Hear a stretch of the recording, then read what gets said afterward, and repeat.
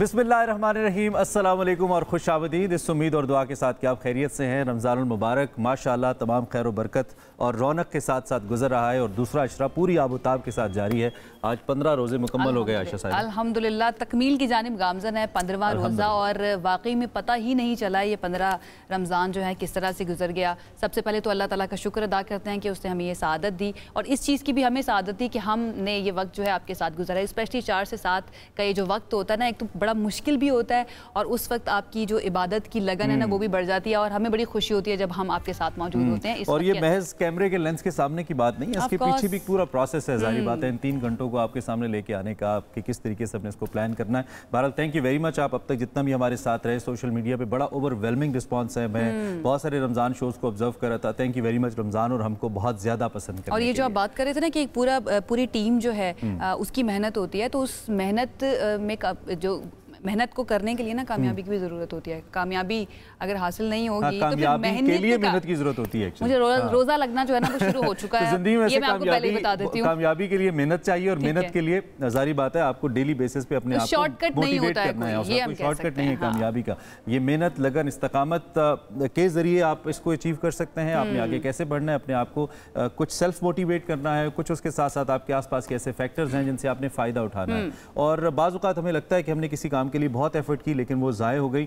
मुझे लगता है कि अगर आपको वो मंजिल या वो चीज़ जिसके लिए आपने एफर्ट की वो नहीं मिली तो कम से कम आपने कुछ सीखा, तो कुछ तजुर्बा तो मिला आपको। उसके लिए इंपॉर्टेंट ये है कि आप ओपन तो हों, कि आपका एप्टीट्यूड ऐसा हो कि चलो ओके फाइन, मेरा वो काम नहीं हुआ लेकिन मैंने सीखा क्या है इससे, मैंने लर्न क्या किया। अगर आप ओपन ही नहीं होंगे तो फिर आप रोते ही रहेंगे। ये बड़ा ज़रूरी है। मेहनत करें, मेहनत करेंगे तो कामयाबी मिलेगी और मेरे ख्याल से आज के लिए इतना काफ़ी है। कुछ पाकिस्तानी ऐसे भी हैं, कुछ दुनिया में भी लोग ऐसे हैं जो बस शॉर्टकट से भी निकल ही जाते हैं वैसे, लेकिन हमने उनको अपना क्या कहना चाहिए, आइडियल नहीं। उनकी कामयाबी भी बहुत शॉर्ट टाइम के लिए होती है, जो मैंने देखा है, जो मैंने ऑब्जर्व किया। अच्छा चलो, इस लॉन्ग डिबेट, इस पे हम बात करेंगे। कुछ इंटरेस्टिंग स्टोरीज शामिल करते हैं बिल्कुल आगाज में और फिर उसके बाद एक बड़ा ज़बरदस्त सेगमेंट आपके लिए प्लान किया हमने। आज हम बहुत सारे टीचर्स को लेकर आए आपके साथ, उनको खिराज तहसीन पेश करेंगे, उनसे बात करेंगे और कुछ रमज़ान के अंदर जो टीचिंग रूटीन है उस पर भी हम बात करेंगे। लेकिन उससे पहले हमारे पास कुछ इंटरनेशनल सिनेरियोज हैं, कुछ खबरें हैं जिनको आपके साथ लेकर आना है। मिस्र में जो पाकिस्तानी सफारत खाना है उसने कायरा ओपरा हाउस में एक रमज़ान नाइट का एहतमाम किया और इस दौरान एक सकाफती शाम का एक्चुअली एहतमाम किया गया और यहाँ की जो वजारत सकाफत है उसके ताउन से इवेंट का इनेकाद किया और बड़ा शानदार इवेंट था। ये शानदार इवेंट हम दिखा भी रहे हैं। इस मौके पर पाकिस्तान इंटरनेशनल स्कूल काहिरा और अल अज़हर यूनिवर्सिटी के तलबा ने रमज़ानुल मुबारक के इस महीने की रूह को उजागर करते हुए मुख्तलिफ ममालिक से ताल्लुक़ रखने वाले जो सामीन थे उनको मसहूर भी किया और इस दौरान पाकिस्तान के भरपूर सकाफती विरसे को उजागर किया गया। मुझे खुशी पता है इस बात की हो रही है, इस मरतबा मैंने बहुत सारी ऐसी स्टोरीज इमरान देखी हैं कि इंटरनेशनली जो इफ्तार की दावतें हैं वो बहुत ज़्यादा हो रही हैं। न्यूयॉर्क पुलिस डिपार्टमेंट जो है वो मैं देख रही थी, वो बैठकर तमाम मुसलमानों के साथ इफ्तार कर रहे हैं। किंग चार्ल्स ने इस तरह की एक एहतमाम किया था। तो ये बड़ी खुश आइंद मुझे कहानियाँ लगती हैं क्योंकि हम जिस दौर से गुजर रहे हैं ना, एक तो इस्लामोफोबिया का कल हमने जिक्र किया था, उसके साथ साथ रेसिज्म से जो गुजरना पड़ता है पूरी दुनिया के अंदर मुसलमानों को, तो उसको कम करने के लिए ज़रूरी है कि इस तरह के इंक्लूसिव इवेंट्स जो है ना वो बहुत ज़रूरी है और एक अच्छा मैसेज आता है। और itself Ramzan is a festival, इसको इसी तरीके से लेना चाहिए। हम ज़रा थोड़ा सर पे ज़्यादा सवार कर लेते हैं पाकिस्तान में, या ख़ास तौर पे अगर हम बड़े सगीर की बात करें रमज़ान को लेकर, दुनिया भर में इसे सेलिब्रेट ही किया जाता है। इसको सेलिब्रेशन से ही इसका ताल्लुक है। खैर एक और सेलिब्रेशन जो हमने करनी थी, उसी की बात करने लगी। हाँ, मैं करने लगा था। मैंने कहा एक और सेलिब्रेशन जो हमने करनी थी वो काफ़ी अरसे से पेंडिंग है और वो क्रिकेट के हवाले से। I mean we are losing matches again and again, off and on. कोशिश करते हैं दोबारा से उठें लेकिन फिर गिर जाते हैं और अब तो लगता है कि शायद हमारी टांगों में वो सकत ही नहीं है जो हमें मदद करे कि हम क्रिकेट में। हमारे दिलों में सकत नहीं है और लगता है कि टीम की टांगों में सकत नहीं है, तो क्या किया जा सकता है। बॉलर्स की एक मरतबा फिर से पिटाई हो गई है। न्यूजीलैंड ने पहला T20 9 विकेटों से जीत लिया है। पाकिस्तान ने इतने रन्स बनाए ना कल, इतने रन्स बनाए कि दिल बाग बाग हो गया, खुश हो गया आज बिल्कुल 92 रन का हदफ न्यूजीलैंड ने 1 विकेट पे हासिल कर लिया। पाकिस्तान की पूरी टीम 92 रन पे आउट हुई और मैं जब फॉल ऑफ विकेट देख रहा था, इट वाज सॉर्ट ऑफ दिल गिर रहा था मेरा साथ साथ। पहली विकेट 0 पे, दूसरी 0 पे, तीसरी 4 पे, चौथी 11 पे, ऐसे हमारी विकेट्स गिर रही थी। पाकिस्तान क्रिकेट बोर्ड ने एक और तजर्बा किया at as it was being said कि ख़राब तजर्बा हुआ। जो कैप्टन थे वो भी नहीं परफॉर्म कर पाए, उस तरह सिर्फ 18 रन आज सलमान अली आगा ने भी बनाए 20 गेंदों पर, और पूरी की पूरी टीम। और ये जी 92 जो रन है ना, इसमें भी कोई 30-40 रन टेल एंडर्स के हैं। अच्छा, तो हमारी पूरी जो बैटिंग लाइन है वो फ्लॉप हुई है। 0 पे तो 2 विकेटें गिर गई, दोनों ओपनर्स हमारे आउट हो गए। ऐसा लगा जैसे कोई मोहल्ले की टीम के साथ न्यूजीलैंड की टीम खेल रही है। ओवल के अंदर ये मैच खेला जा रहा था। तू चल मैं आया, हाँ तू चलो, बिल्कुल ऐसे ही था। खुशदिल शाह वाहिद वो बैटर थोड़े कॉन्फिडेंट नजर आए हमें, 3 बाउंड्रीज भी उन्होंने लगाई, अदरवाइज जनाब चिरागों में रोशनी नहीं थी। और फिर यही हाल हुआ कि आज हम पहला मैच हार गए। दूसरा आई थिंक 18 तो नहीं जी मैच, दूसरा 18 मार्च को हम खेलेंगे और पता नहीं उसका क्या नतीजा होगा। इसको देख के अंदाजा लगा सकते हैं वैसे हम कि क्या नतीजा हो सकता है। मैं तो बिल्कुल प्रिडिक्ट भी नहीं करना चाहती और मुझे लगता है कुछ दिन हमें बात भी नहीं करनी चाहिए इसके बारे में। दिल इतना ज्यादा दुख जाता है। खामोशी 5 मिनट की इख्तियार कर ले, 5 दिन की खामोशी इख्तियार कर ले। दिल मजीद दुख रहा है इस खबर के बाद, और दुख जाएगा कि पेट्रोलियम मसनूआत की कीमतें जो हैं उनमें कमी नहीं हुई, उनको बरकरार रखा गया है। पेट्रोल और डीजल की लेवी में 10-10 रुपए का इजाफा। हम भी अपनी तरफ से थोड़ी कह रहे थे, हमें एक्सपर्ट बता रहे थे कि हाँ भाई हो सकता है। किधर है वो सोर्सेज जो कह रहे थे 10-10 12-12 रुपए कम होने वाली है पेट्रोल की कीमत। आप यकीन माने, आप इस वक्त मेरी गाड़ी में जाएं 5 या 6 लीटर पेट्रोल पड़ा हुआ है। मैं इंतजार कर रहा था कि आज कम होगी तो टैंक आपके साथ तो हमेशा ही बुरा होता है ना इमरान। बस क्या करें, पहले जाके भरवा लेते हैं अपना टैंक भरवा लेते हैं, उसके बाद कम हो जाता तो कहते हैं कि मैंने क्यों भरवा लिया, हद होगी। जरा पेट्रोल की प्राइसेस वहीं पे हैं जहाँ पे थी। पेट्रोल 255 रुपए 63 पैसे, डीजल 258 रुपए 64 पैसे कहीं मिलेगा। लेवी बढ़ा दी गई है और गवर्नमेंट ने का कहना है कि हम ऑलरेडी रिलीफ दे रहे हैं आपको, ठीक है। सो आप अगर उम्मीद कोई लगाए बैठे थे मेरी तरह तो आज टैंक भरवा लीजिए, वही पुरानी कहानी है, वही पुराना। वो कह रहे हैं शहबाज शरीफ साहब क्या कह रहे हैं? पेट्रोल में नहीं, लेकिन हम बिजली की कीमतों में आपको रिलीफ दे देंगे। अभी थोड़ी देर पहले वो बात भी कर रहे थे, आवाम से गुफ्तगू भी उन्होंने की है। बिजली की कीमत में आवाम को बड़ा रिलीफ देने का पैकेज जो है वो कहते हैं तैयार कर लिया है, चंद दिनों में इसका ऐलान किया जाएगा। बिजली सस्ती होने का असर मजमूई तौर पर कहा जा रहा है कि महंगाई पर बहुत ज्यादा पड़ेगा। महंगाई के बारे में बार बार ये बात का जब सेगमेंट जैसे प्लान किया हुआ है, जो नेट मीटरिंग आ रही है ना, ये जो सोलर पैनल्स के हवाले से है, इसमें सारिफीन को नुकसान हो रहा है। अल्टीमेटली 27 रुपए से 10 रुपए फी यूनिट पे ये मामला आ रहा है। इस पे हम इन डिटेल्स बात करेंगे। सारिफीन को फायदा देने के लिए नहीं, इस पे जरा इसको खोलेंगे ना फिर पता चलेगा। आगे जाके हम आपको इस पे बात करेंगे और दिखाएंगे। खैर ये होगी हमारी इंटरेस्टिंग स्टोरीज। और अब हम क्विकली अपने सेगमेंट की जाने बढ़ते हैं जिसका तस्करा हमने किया था।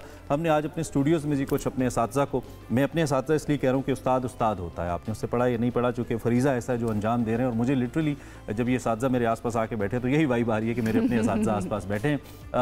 रमज़ान के अंदर एक तो पढ़ाने की रूटीन भी तब्दील होती है, पढ़ने की रूटीन भी तब्दील होती है, कहीं ना कहीं मिजाज में थोड़ी सख्ती या तलखी भी मैं कह सकता हूँ नहीं चाहिए लेकिन आ जाती है। हाँ मतलब ऐसा लगता है। तो रमज़ान में हमारे असातिज़ा अपनी रूटीन को कैसे मैनेज करते हैं, फिर इनकी लाइफ को लेकर आजकल का जो निज़ाम तालीम है क्या चैलेंजेस इनको दरपेश हैं, स्टूडेंट्स की तरफ से कैसा रिस्पांस है, जनरेशन जी की हम बात करें वो कैसे पढ़ रहे हैं, कैसे बच्चे, इस सब पे हमने एक हल्का फुल्का सा सेशन प्लान किया और इसमें हमारे नाज़रीन भी शामिल हो सकते हैं। हमारे नाज़रीन भी शामिल हो सकते हैं। अगर आपको भी अपने टीचर की कोई बात याद आ रही है या उनके बारे में कुछ भी आप कहना चाहते हैं, उनको खराज तहसीन पेश करना चाहते हैं, तो आप भी हमें कॉल कर सकते हैं।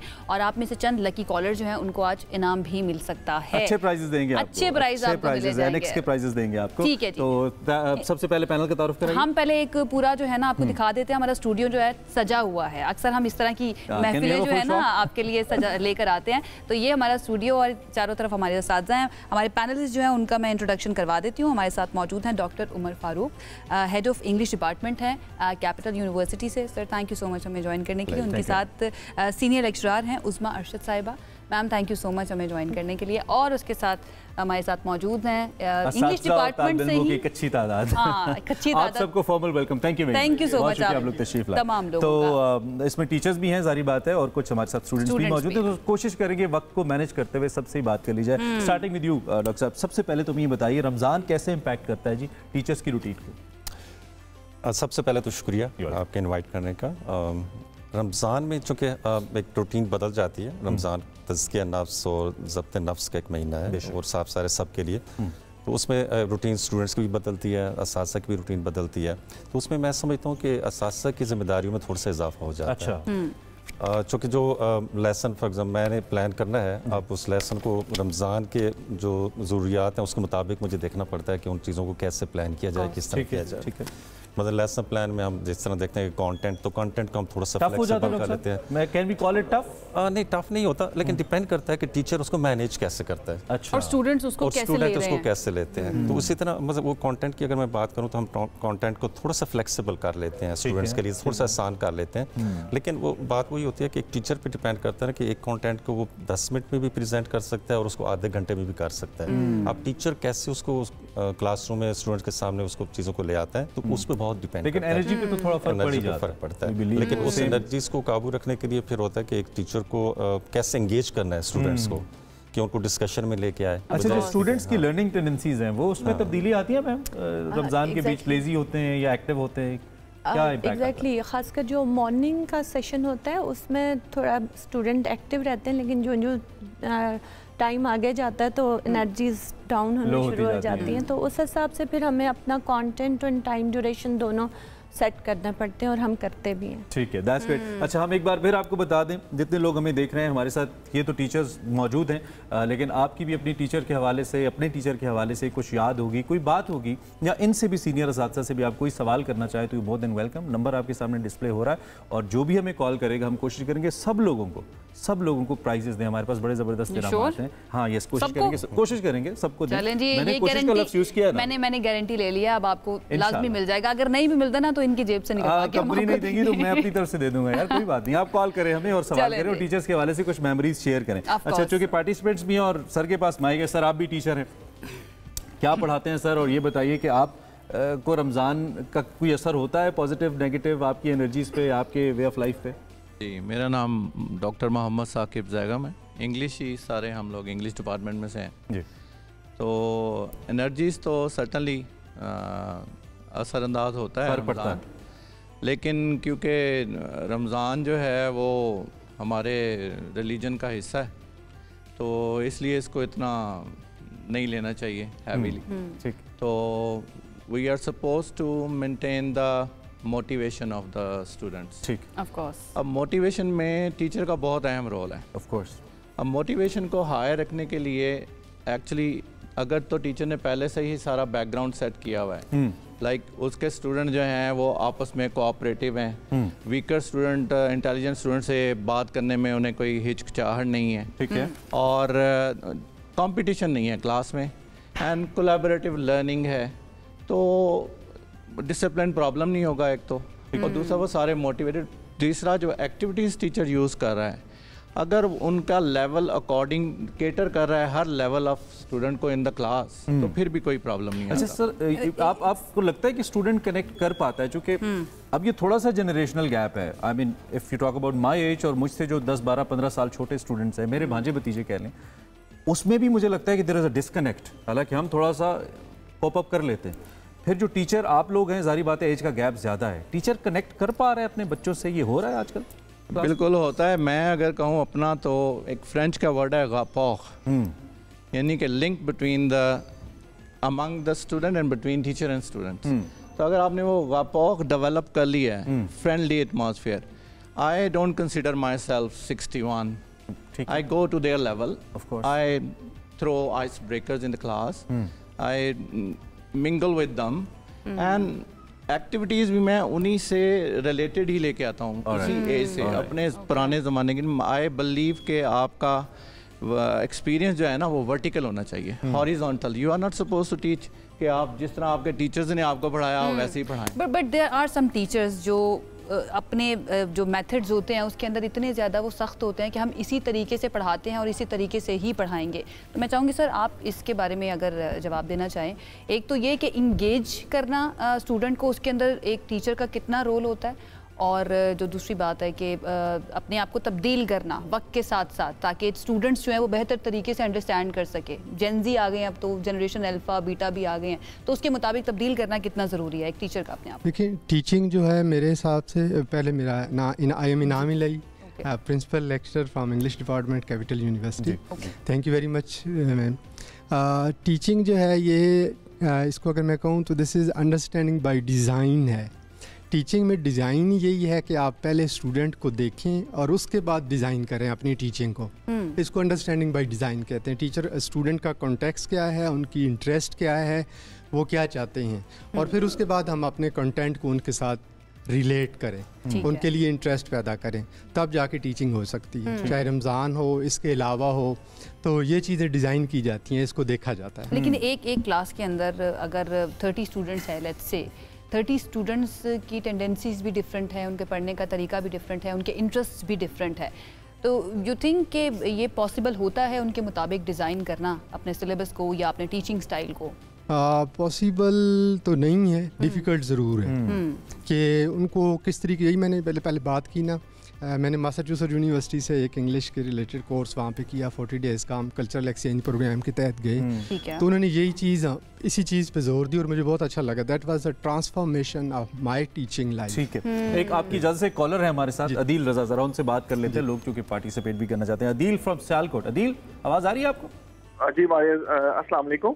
वालेकुम सलाम, thank you for your call. Adeel, कैसे हैं आप? मेरा नाम अली रजा खान है। अली रजा खान, हो गया अली, प्लीज बताइए क्या कहना चाहेंगे? मेरा एक क्वेश्चन ये था कि आप वैसे तो कॉन्सेप्ट ये लेकर आए टीचर्स के हवाले से, लेकिन मैं चाहता हूँ इन टीचर्स को भी पे ऑफ अच्छा मिलना चाहिए, क्योंकि इनकी अगर इनको हम पे ऑफ नहीं अच्छा करेंगे ना, तो ये आगे जाके बच्चों को सही तरह मोटिवेट नहीं कर सकते। दूसरी, एजुकेशन को फ्री करें, जितनी एस्टेब्लिशमेंट के ऊपर हम डेवलपमेंट पे काम करें, एजुकेशन को free. Ali, are you student yourself या आप एक टीचर हैं?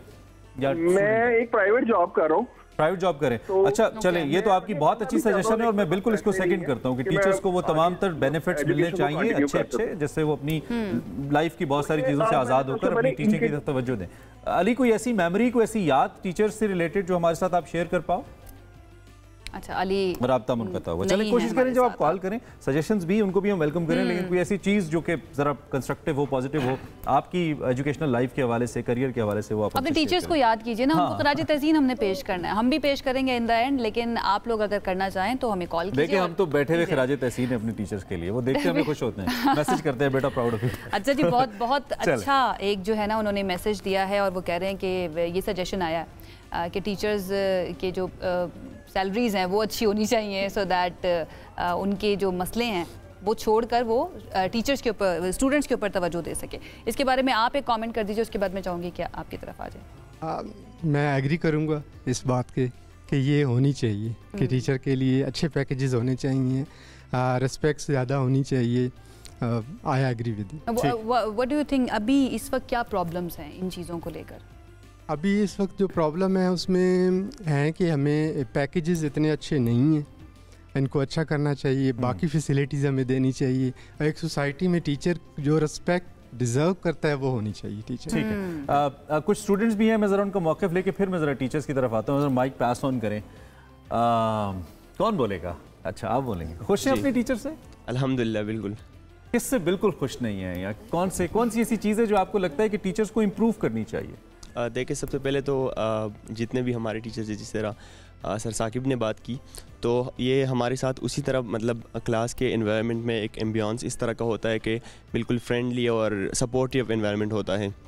तो उसमें कभी फील नहीं हुआ कि हम क्योंकि टीचर हमारा फील्ड डिसिप्लिन भी यही है कि हमने भी आगे जाके टीचर्स बनना है, तो ये हमें इसी तरह सिखाते हैं और इसी तरह दिखाते हैं, क्योंकि वो चीज़ बंदा सीखता है जो कि वो कोई आपके सामने करके दिखाए। आप सजेशंस देते हैं टीचर्स को कि इसको ऐसे कर लें, सिलेबस को ऐसे कर लें, या टीचिंग स्टाइल थोड़ा सा ऐसे कर लें तो ज़्यादा बेहतर हो जाएगा? अगर टीचर कोई मतलब मेथडोलॉजीज होती है, हर टीचर की अपनी एक डिफरेंट मेथड होता है, तो अगर कोई ऐसी चीज़ हो जो कि हमें समझ ना आ रही हो या कोई मुश्किल आ रही हो तो हम सजेस्ट करते हैं और डेफिनेटली वो चेंज। सबसे सख्त टीचर इनमें से कौन है सबसे सख्त? नहीं, सारे माशाल्लाह सारे सपोर्टिव फ्रेंडली हमारे साथ। सबसे फ्रेंडली कौन है? सर साकिब। अच्छा, जो मेथडोलॉजी की आपने या टीचिंग मेथड्स की आपने बात की, पास ऑन करें माइक में, चाहता हूँ सबकी राय आ जाए।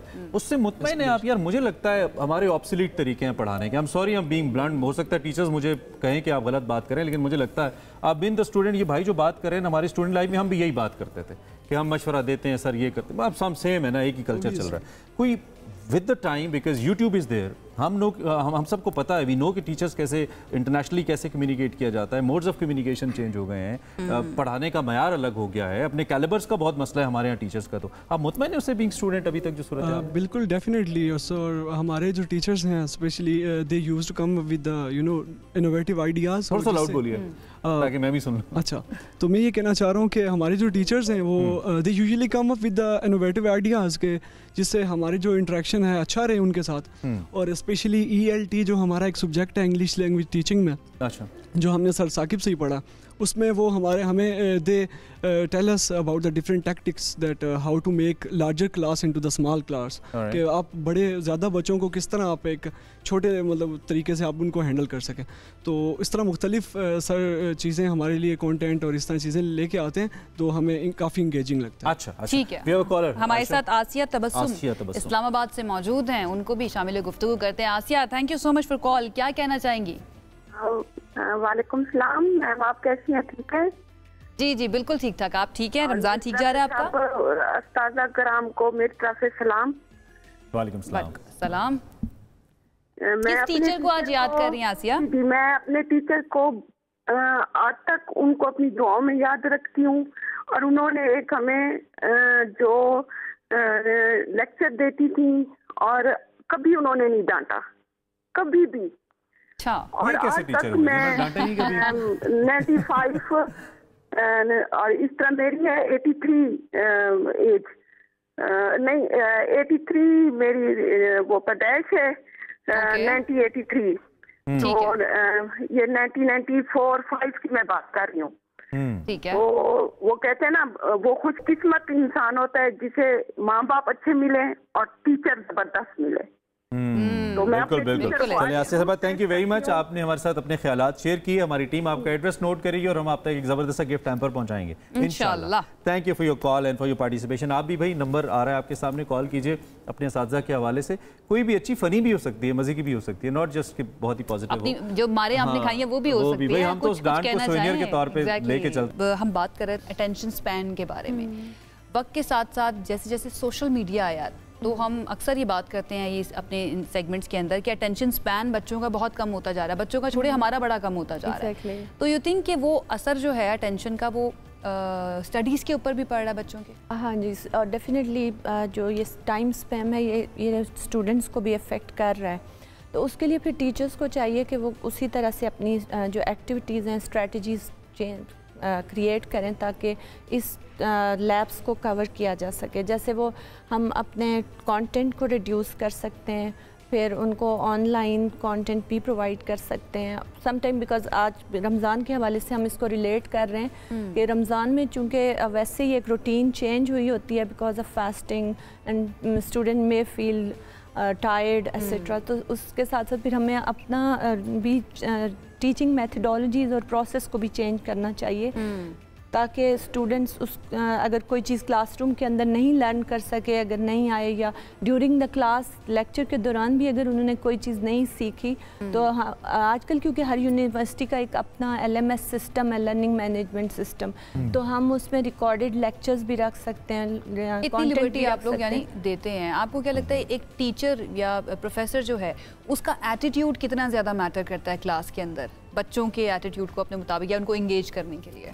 नहीं, ऑब्वियसली आपने अपने आप को एक स्टेप ऊपर रख के स्टूडेंट्स से उनको कम्युनिकेट करना है, तो आपने ऐसी स्ट्रेटजीज़ या मोटिवेशन उनके लिए लानी है कि वो उस चीज़ को लर्न कर सकें या मोटिवेट हो सकें क्लास में। आता है जब बच्चों से आप आउट ऑफ द सिलेबस और आउट ऑफ देयर सब्जेक्ट कोई बात करें ना, तो वो बहुत आइडियाज़ को थ्रो करने में या एक्सप्रेस करने में बहुत लैक करते हैं। उनके अंदर एक खौफ भी होता है उसको लेके आने का। अब ये ऐसी मिसाल है जैसे बोलने का कहा तो उन्होंने माइक पास ऑन कर दिया, हालांकि could speak himself, it's just a gesture, I will take it that way. हमारे यहाँ भी हम जब किसी यूनिवर्सिटी में जाने का इत्तेफाक होता है तो ऐसा ही होता है कि बच्चे या तो बात नहीं करते, करने से घबराते, उसे पास ऑन कर देते हैं। कॉन्फिडेंस कितना इंपॉर्टेंट है जो टीचर की तरफ से उनमें आता है, और मुझे लगता है कि टीचर बाज़ औक़ात चूँकि खुद उस बॉक्स से नहीं निकल पाते अपनी नौकरी के, और सारी बातें माशी मसाइल भी हैं, तो वो फिर बच्चे में भी चीज़ नहीं जा पाती। और पुराने टीचर में शायद ये थोड़ा सा था कि वो इस लिहाज से कि इंडिपेंडेंस जरूर लेके आते थे बच्चे के अंदर। Do you feel that challenge being teacher sir? हाँ बिल्कुल है, इसमें है, लेकिन इसमें मैं समझता हूँ कि टीचर का रोल बड़ा इंपॉर्टेंट है। अब टीचर एक मेंटोर है, अब मेंटोर की हैसियत से उसको चाहिए कि बच्चों की पर्सनैलिटी डेवलपमेंट का भी उसने देखना है, सिलेबस को भी देखना है, उसने भी ये देखना है कि ये बच्चे जब डिग्री कंप्लीट करके फील्ड में जाएंगे तो वहाँ पे क्या चैलेंजेस आएंगे।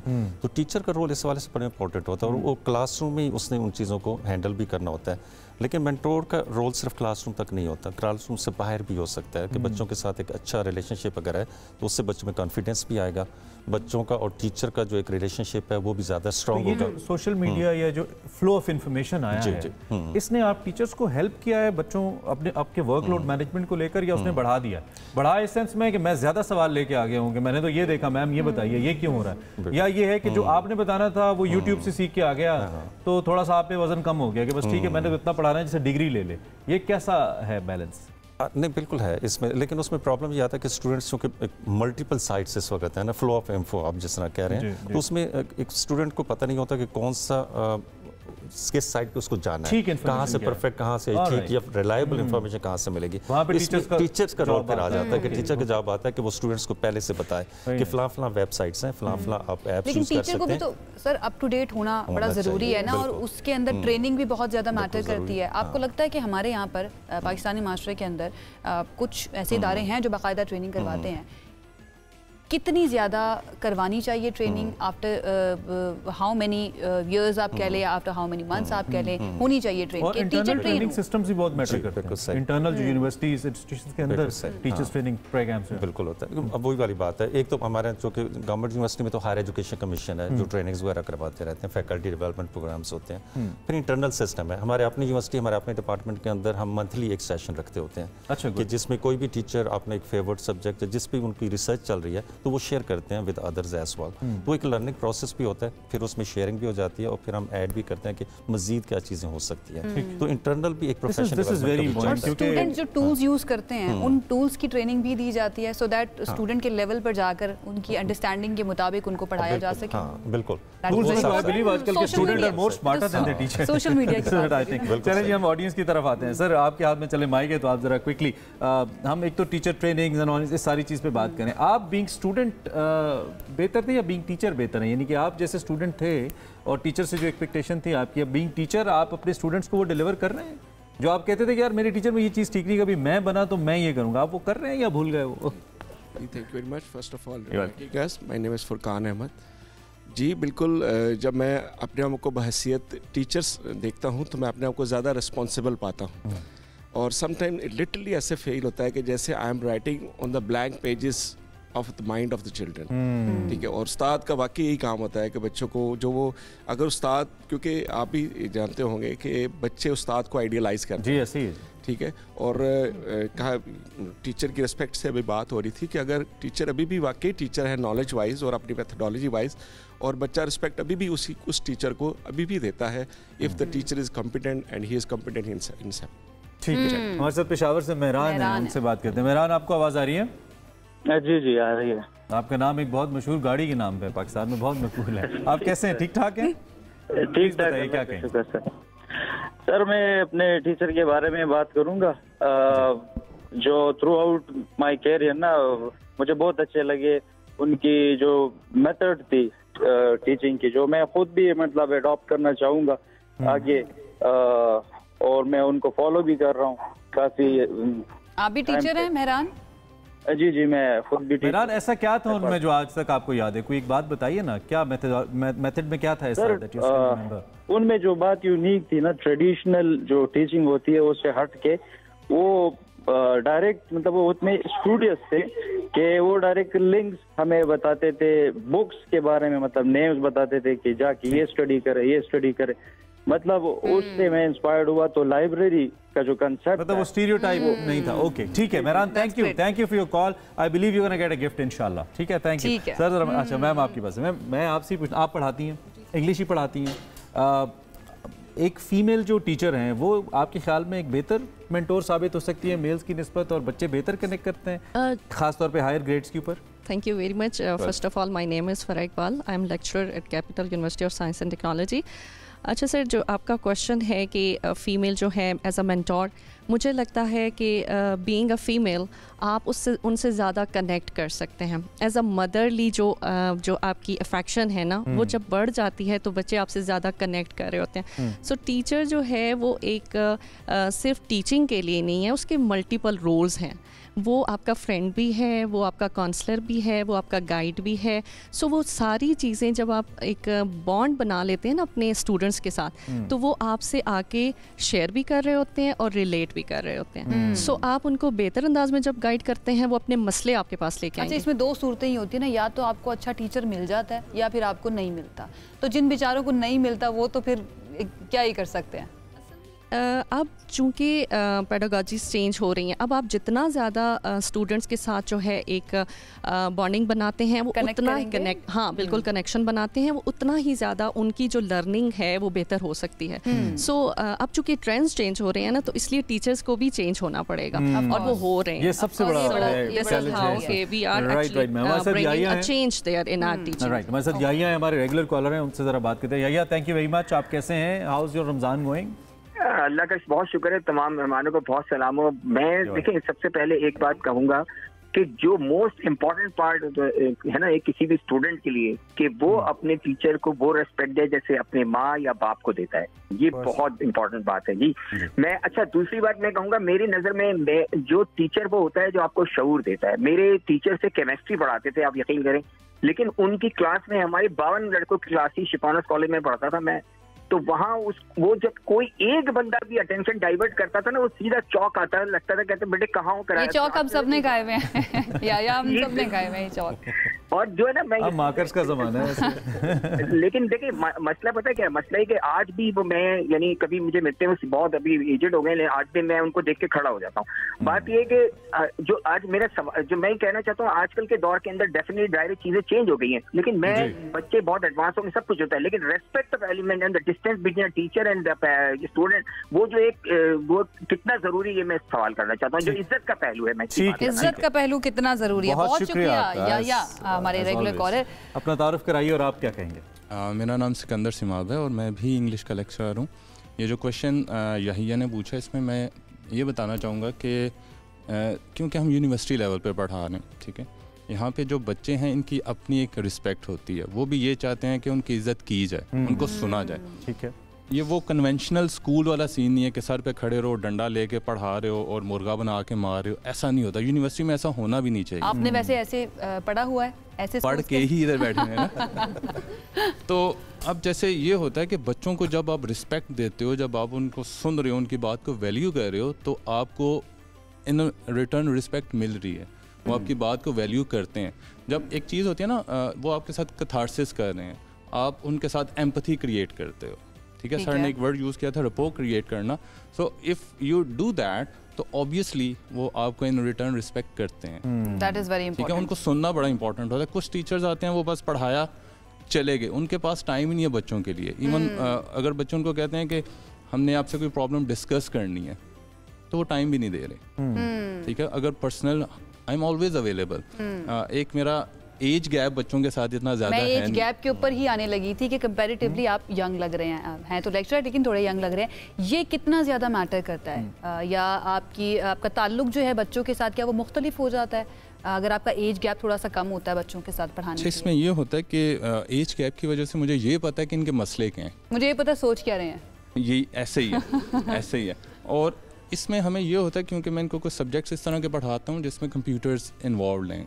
कैल है, कंप्यूटर असिस्टेड लैंग्वेज लर्निंग है, उसके अलावा कंप्यूटेशनल लिंग्विस्टिक्स है। तो मुझे इनसे आगे रहना पड़ता है। मुझे उन चीज़ों का भी पता होना चाहिए जो इनको नहीं पता, क्योंकि मैंने उनके बारे में इनको पढ़ाना है। और मैं वो टीचर हूँ जो इवन क्लास में भी AI यूज़ करवा देता है। अच्छा, ठीक है। तो मैं उनको कहता हूँ, क्योंकि अक्सर बच्चों को ये इशू होता है कि हम यूट्यूब से पढ़ लेंगे, हम AI से पढ़ लेंगे, टीचर का क्या फ़ायदा है। तो फिर मैं ये चीज़ उनको दिखाता हूँ कि बेटा वहाँ से पढ़ लो, this is the topic, go through it and then come and discuss it with me. मेरे साथ अब डिस्कशन करो, तब उनको पता चलता है कि टीचर वाकई टीचर है, उसको कुछ नॉलेज है, that's why he is teaching there. Of course, definitely, I agree with you. अच्छा, एक और काशिफ हमारे साथ मौजूद हैं, कॉलर, उनसे बात करते हैं। काशिफ, काशिफ बताइएगा क्या कहेंगे? अस्सलाम वालेकुम जी। वालेकुम Kashif, thank you for your call. क्या कहेंगे, क्विकली बताइए। सबसे पहले तो आप तमाम हज़रात का बहुत शुक्रिया कि आपने एक इतना अच्छा सेशन स्टार्ट किया है। आई रियली लाइक इट कि उस्ताद की जो इज्जत के बारे में बात की जा रही है या उस्ताद की जो रिस्पेक्ट के बारे में बात हो रही है, it's very close to my heart. Secondly, मैं अपने उस्ताद जिन्होंने मुझे मैट्रिक के अंदर पढ़ाया, मैं उनका वे ऑफ टीचिंग थोड़ा सा डिस्कस करना चाहता हूँ। उन्होंने मुझे फिजिक्स और केमिस्ट्री पढ़ाया। He was so much polite person कि वो स्टूडेंट के लेवल के, जैसे अभी आपके एक यहीं पे सेट बात कर रहे थे कि come to the level of students, तो वो स्टूडेंट के लेवल के ऊपर आके बात कर रहे होते थे कि इसे नहीं पता एक्सेलरेशन क्या है, he is knowing it first time, वो उसे पहली दफा पढ़ रहा है, तो उस्ताद तो उसे 50 दफा पढ़ा चुका है, उसके लिए तो वो नॉर्मल सी बात होगी। बट स्टूडेंट जो कि वो पहली दफा पढ़ रहा है, तो उसके लेवल पे आके उसको एक्सेलरेशन समझाना, वेलोसिटी समझाना, डिस्प्लेसमेंट समझाना, व्हाटसोएवर। आपके पास जितने टीचर्स हैं सारे के सारे चूंकि इंग्लिश के हैं तो शायद थोड़ा सा डिफिकल्ट लग रहा हो, बट मुझे ये फील आई कि जो मॉडर्न टीचिंग टेक्निक है, आजकल मैं भी उस्ताद ही हूँ अल्हम्दुलिल्लाह, तो मुझे ये फील आई कि जो उस वक्त मैंने टेक्निक्स मेरे उस्ताद मुझ पे इस्तेमाल कर रहे थे, वो उस टेक्निक को शायद ना जानते हो। जैसे कि अभी 5E लेसन प्लान हैं, हमारे यहाँ पे उस्ताद काफी जानते होंगे, 5E लेसन प्लान है, 7E लेसन प्लान है। तो जो 5E 7E टेक्निक्स हैं, ये अभी राइज हुई कुछ अर्सा पहले, लेकिन उस्ताद जो हमारे पुराने उस्ताद 90s के जमाने के थे, वो हमें ऑलरेडी उन्हीं टेक्निक्स के ऊपर पढ़ा रहे थे। थैंक यू, बहुत अच्छा लगा आपसे बात करके। कंट्रीब्यूशन बहुत शुक्रिया। हमारे पास वक्त ऑलमोस्ट खत्म हो गया। मैं चाहूंगी कि लास्ट कमेंट्स हम ले लें अपने पैनलिस्ट से। ठीक है, मैम आप में से कोई कुछ कहना चाहे, any point if you like to make, तो प्लीज से, ताकि हम we just got 30 seconds. Okay, I would like to add one thing कि हमें एक तो ये जो जिस तरह पहले हम लोग करते थे लेक्चर के, आए क्लास में लेक्चर दिया, स्टूडेंट सुन रहे हैं, ये थोड़ा सा कम होना चाहिए। बिकॉज आई फेल्ट कि जब आप डिस्कशन या फिर स्टूडेंट सेंटर्ड अप्रोचेस यूज़ करते हो तो उसमें स्टूडेंट ज़्यादा इंटरेस्ट लेते हैं, एंड देन उस तरह से उनकी लर्निंग ज़्यादा होती है, और इस तरह से वो थोड़ा प्रैक्टिकल साइड पे आते हैं। तो अगर आप सिर्फ आ रहे हो, बोल रहे हो, स्टूडेंट सुन रहे हैं, तो एक तो वो बोर हो जाते हैं, सेकेंडली वो उस तरह से लर्निंग नहीं होती। सो एक तो हमें डिस्कशन मोड और इस तरह की चीज़ें ऐड ऑन करनी चाहिए अपने techniques. Any points guys you like to make? Basically हम लोग क्योंकि इंग्लिश के टीचर हैं, तो हमारा तो होता ही ज़्यादातर स्टूडेंट सेंटर्ड अप्रोच है।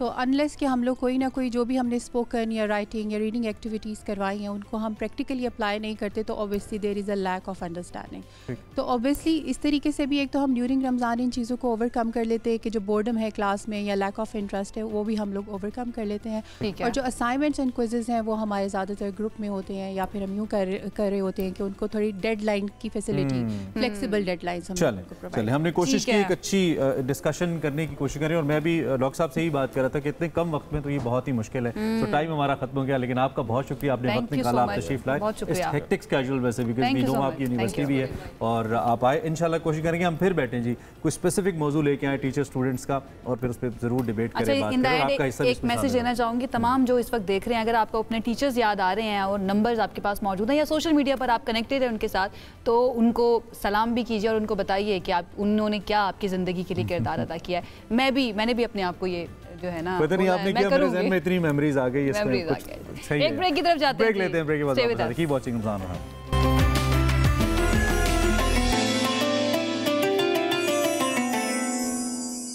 रमज़ान और हम एक मरतबा फिर से आपको कहेंगे खुश आमदीद। इस सेगमेंट में जिस अहम इशू पर हम बात करने वाले हैं, ऑनेस्टली मैंने उसके बारे में पहले कभी किसी को बात करते हुए नहीं देखा। लोग समझते हैं कि बड़ी ही नॉर्मल सी बात है, क्या वो अगर खाना पकाते पकाते हाथ जल गया तो इट डजंट मैटर, लेकिन वो जलने के बाद जो जलन महसूस होती रहती है ना एक पूरा दिन तक, उसको कोई नहीं अंडरस्टैंड करता। और इस चीज़ को बहुत ही गैर मामूली चीज़ समझना ये बड़ा ही मेरे लिए जो है ना कंसर्निंग हो जाता है। सहरी और इफ्तार के दौरान अगर हम रमज़ानुल मुबारक में बात करें तो ख़वातीन लंबे लंबे वक्त तक रहती हैं किचन में, और फ्राइंग का काम बहुत ज़्यादा होता है। की वजह से इस तरह के हादसात हैं जिसमें हाथ जल जाना या फिर छींटें आ जाती हैं, फेस पे अक्सर आकर लग जाती हैं, तो उसकी वजह से इमरान बहुत ज़्यादा प्रॉब्लम शुरू हो जाता है। राइट, जहाँ तक मुझे भी याद है, इससे पहले ऐसा नहीं बात उस तरह से हुई।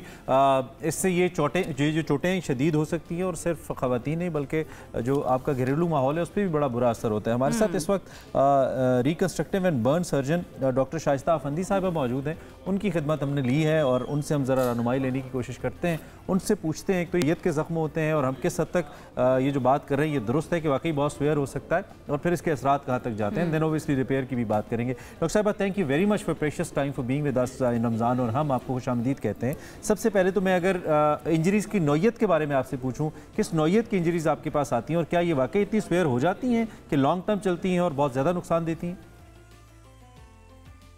सबसे पहले तो मैं आपको सलाम पेश करूंगी, आपको इमरान और आयशा यूसुफ को, और शुक्रिया अदा करूंगी मोहतरमा सुल्ताना सिद्दीकी का और हम चैनल का कि उन्होंने ये मौका दिया मुझे ये बात करने की, और उस उसूल पे कि एक ज़िंदगी अगर बचा ली तो पूरे इंसानियत को बचा ली, उसी को मद्देनज़र रखते हुए आपके सवाल का मैं जवाब शुरू करती हूँ।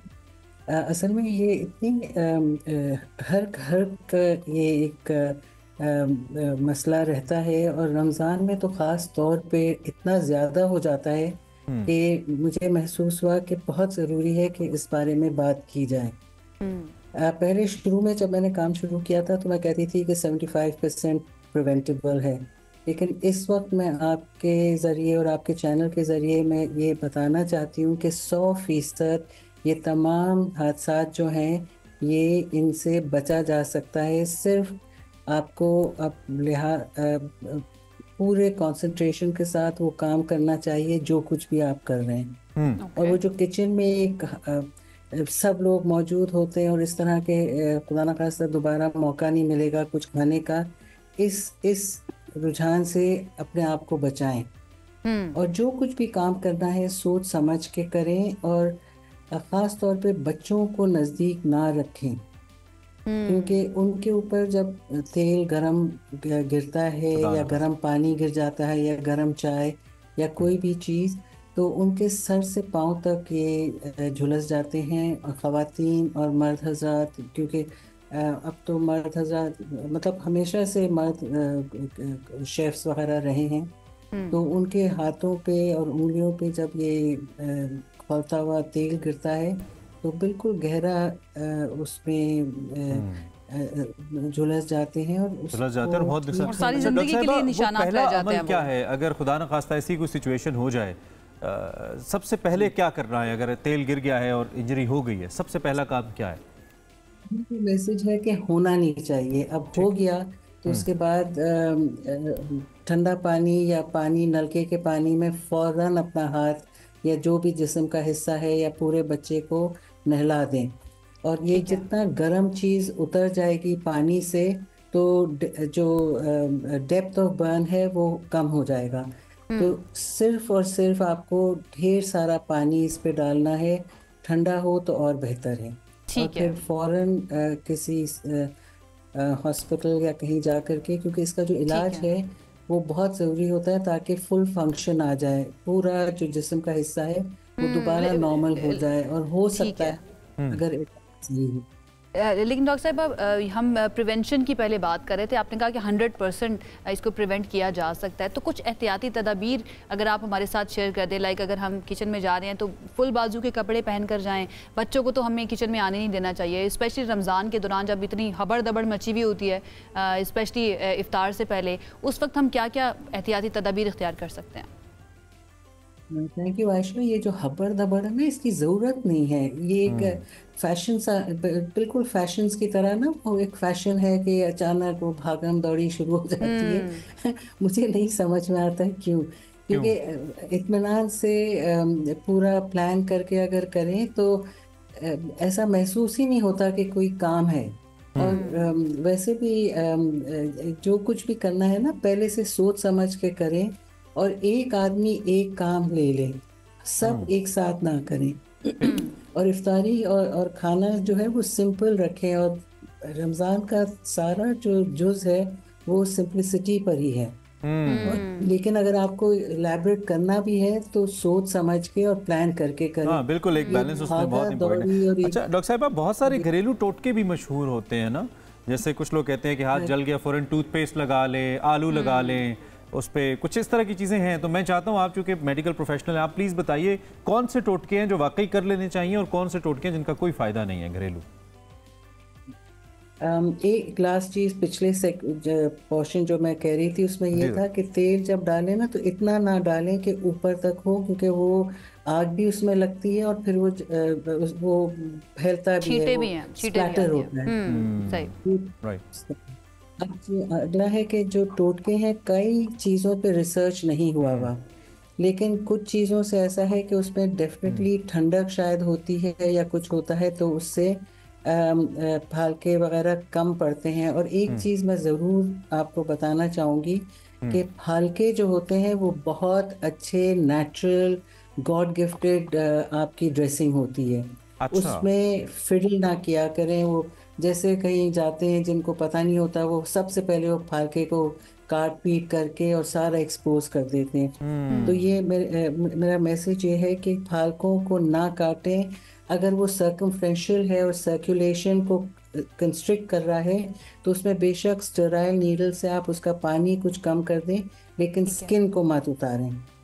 और ये जो बाकी टोटके हैं डेफिनेटली कुछ ना कुछ होगा, लेकिन रिसर्च अभी तक हुआ नहीं है। और आई थिंक अब मैं करूँगी, क्योंकि अब मेरे पास टाइम है, तो इन चीज़ों पे भी देखूंगी कि क्या है।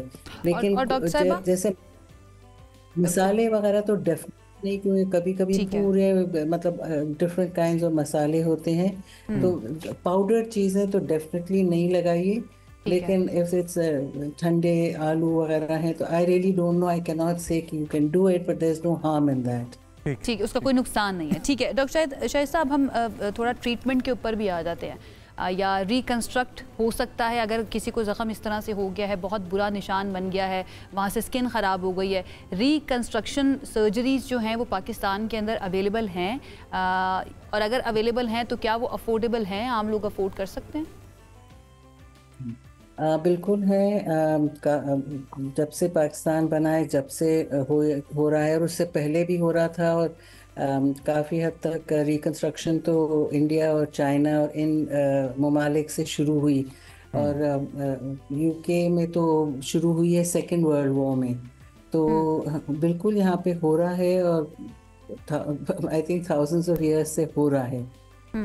इसका जो बर्न्स है, इसमें अगर इनिशियल ट्रीटमेंट जो है वो सही हो जाए, तो जिस तरह कुरान में भी है कि वो जलेंगे, उनकी जल्द वापस आ जाएगी और वो मरेंगे नहीं और वो जलते चले जाएंगे, तो वही प्रिंसिपल हमारे जिस्म का है। जल्द दोबारा आ जाती है, सिर्फ उस पर जो एहतियात और जो एडवाइस होती है वो ये है कि ख़ास तौर पे उसकी फिजियोथेरेपी और केयर होता है। धूप में ज़्यादा जाने से एहतियात होती है, क्योंकि रंग में फ़र्क आ जाता है जो नई स्किन आती है। लेकिन डेफिनेटली बिल्कुल नॉर्मल हो सकता है।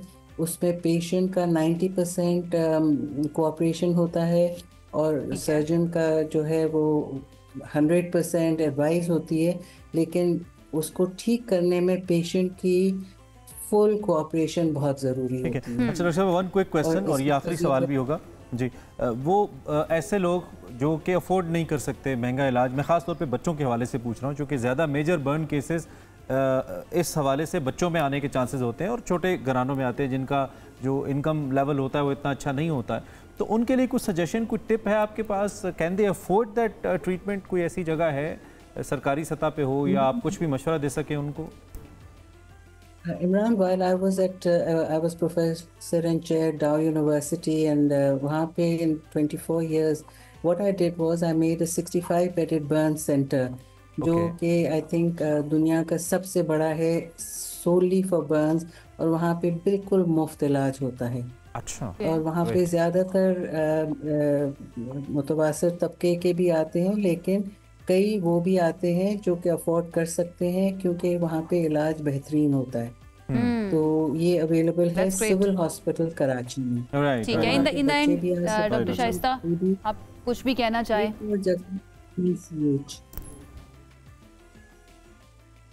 जी doctor Shaista, in the end आप कुछ भी कहना चाहें, कोई मैसेज देना चाहें देखने वालों को? बस मैं यही कहूँगी कि रमज़ान मुबारक हो सबको, एहतियात रखें, बिल्कुल सुकून से रहें, और जिस तरह का इतना पॉजिटिव प्रोग्राम चल रहा है, पॉजिटिव रहें, खुश रहें और आबाद रहें सब। Thank you very much. Thank you very much.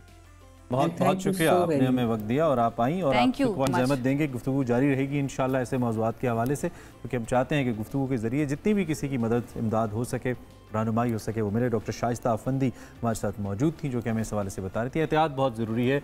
You said it very right कि बच्चों को किचन में जाने ही ना, क्या ज़रूरत है बच्चों को लेकर जाने की। वो अक्सर होता है ना, वो पेरेंट्स जो होते हैं स्पेशली फादर्स, वो अपने बच्चों को उठा के ना इधर टहल रहे होते हैं तो किचन में ले जाते हैं। भाई क्या ज़रूरत है लेकर जाने की, आप मत लेकर जाएं और हबड़ दबड़ से गुरेज करें। क्योंकि मुझे याद है बचपन से हमारी अम्मी भी, हमने देखा है कि लास्ट मोमेंट पे आके, जिस टाइम पे रोज़ा इफ्तार हो गया ना, वहाँ पे आके ना उन्होंने खड़े होकर इफ्तार करना है। तो ये ना हो तो ज़्यादा बेहतर है। जितने पुरसकून तरीके से काम होगा, मुझे लगता है उतना ज़्यादा खतरा कम होता जाएगा। खाने तो आपने पकौड़े ही हैं खा लेंगे।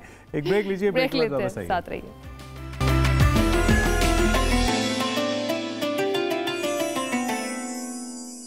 एक मरतबा फिर से खुशामदीद आपको कहेंगे रमज़ान और हम में रमज़ानुल मुबारक की ये स्पेशल ट्रांसमिशन। और इस ट्रांसमिशन में मुख्तलिफ सेगमेंट्स तो होते हैं, मुख्तलिफ इशूज़ को हम डिस्कस तो करते हैं, लेकिन उसके साथ साथ हम आपके दस्तरखान का भी ख्याल रखते हैं कि आप कौन कौन सी नई डिशेज़ जो है ना वो इंटीग्रेट कर सकते हैं अपने दस्तरखान के अंदर। और उसके लिए हमारे साथ मौजूद होती हैं वजीहा सईद कराची से, और आज वो क्या बना रही हैं उनकी तरफ ही चलते हैं, उनसे जानते हैं। वजीहा, क्या बन रहा है आज? हम बनाने जा रहे हैं डालडा के लाहौरी गोलगप्पे की चाट, जो बहुत मज़े की है और बहुत डिफरेंट है। उसका मैं पूरा मेथड आपको बताऊंगी, आटा गूंदने से लेके चटनी तक का, कि हमें कैसे बनाना है। ठीक है जी, बिस्मिल्लाहिर्रहमानिर्रहीम। अब पहले मैं सबसे पहले आपको इंग्रेडिएंट्स बताऊंगी आटे के। ठीक है, ये देखिए, ये हम आटा हमने गूंदा है। हमने इसकी मेजरमेंट ऐसी रखी है, जैसे 3 कप हमारे पास आटा है, गंदम का आटा हमने लिया है, और इसमें हमने 1/3 कप हमने सूजी डाली है, और 3 चम्मच डालडा कुकिंग ऑयल के गरम करके डाले हमने, 3 से 4, इससे ऊपर आप नहीं जाएंगे। और डालने के बाद अच्छी तरह उसे रब करेंगे। ना इसमें हमने नमक डाला, ना बेकिंग सोडा, ना बेकिंग पाउडर, और हमें इसे बहुत मामूली सा पानी का छींटा लगा लगा के इसे हार्ड सा गूंदना है। अब ये देखें आटा कितना सख्त है। अच्छा, बहुत छींटा हल्का हल्का लगा के गूंदना है, ज़्यादा नहीं लगाना, क्योंकि ये जो है सूजी फूलती भी है। ये हमने इसको थोड़ा डस्ट किया। अब मैं इसे बेलूँगी, इसको यहाँ रखते हैं नीचे हम, क्योंकि हम कुछ रोटी चीज़ें बेल के भी लाए आसानी के लिए। अब ये देख लें कितना हार्ड है कि मैं फुल जोर लगा के बेल रही हूँ। ये हमने इसे अच्छा खासा बारीक बेल लिया है। ये हमारा बेल गया। हाँ, बस इससे पतला हमें नहीं करना, ना ज़्यादा पतला ना ज़्यादा मोटा। बिस्मिल्लाहिर्रहमानिर्रहीम। अच्छा, ये आ गया हमारा डालडा कुकिंग ऑयल। इससे जो हम ऑयल डालते हैं, मुझे बहुत सबसे ज़्यादा खुशी होती है, क्योंकि एक्स्ट्रा वेस्ट नहीं होता, जितना चाहिए उतना निकलता है, स्लोली निकलता है, कोई प्रॉब्लम क्रिएट नहीं होती। और मुझे डालडा की खुशबू इतनी अच्छी लगती है, इतनी अच्छी लगती है कि मैं आपको बता नहीं सकती। ये हमने इसे तेज़ कर दिया। अच्छा, हमें इसे तेज़ करना है बहुत ज़्यादा, तब तक हम अपनी उसकी तरफ आते हैं, सॉस की तरफ। ये हमने इमली घोल के रखी है, इसको डाला है।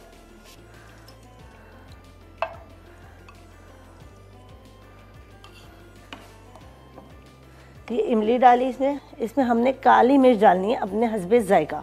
मैंने इसमें ½ टीस्पून के करीब डाली है। अच्छा, ये मीठी चटनी बन रही है जो गोलगप्पों की बनती है। इसमें लाल मिर्च भी डाली है थोड़ी सी। नमक ऐड करूँगी इसमें। अब ज़रा इसे मिक्स करते हैं, इतनी देर हम अपना ऑयल देखते हैं। और इसमें अब मैं चीनी ऐड करूँगी 1 मिनट बाद। अब हम यहाँ से अपने उठाते हैं गोलगप्पे, और ये कटिंग करके जो हम लाए थे ये वो है। जो हम कटिंग करेंगे वो मैं आपके सामने करूँगी।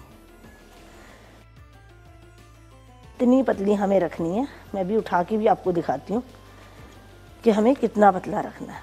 ये देखिए, हमें इसको इतना पतला रखना है। ऑयल इतना गर्म हो चुका है कि मैंने इसके अंदर डाला और मैं फौरी दबा दूंगी। ये देखिए कितना अच्छा फूला है। अच्छा, फ्राई करने में थोड़ा सा टाइम लगता है।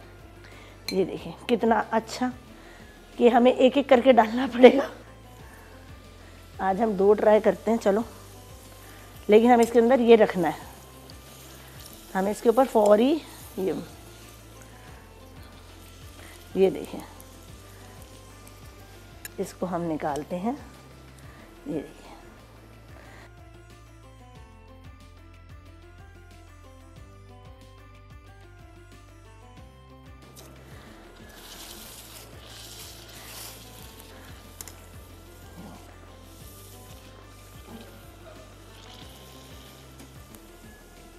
ये हो गया हमारे फ्राई।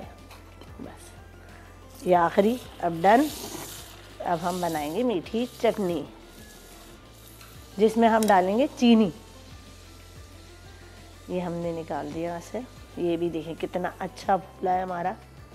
इतनी देर वो ठंडे हो जाए, थोड़ी उनमें से हीट निकल जाए, हम इतनी देर उसकी तरफ जाते हैं अपने स्प्रिंग रोल को। स्प्रिंग रोल हम बनाते हैं अपने, ठीक है। ये देखिए, इसको हमने यहाँ चटनी को रखा है। ये देखिए,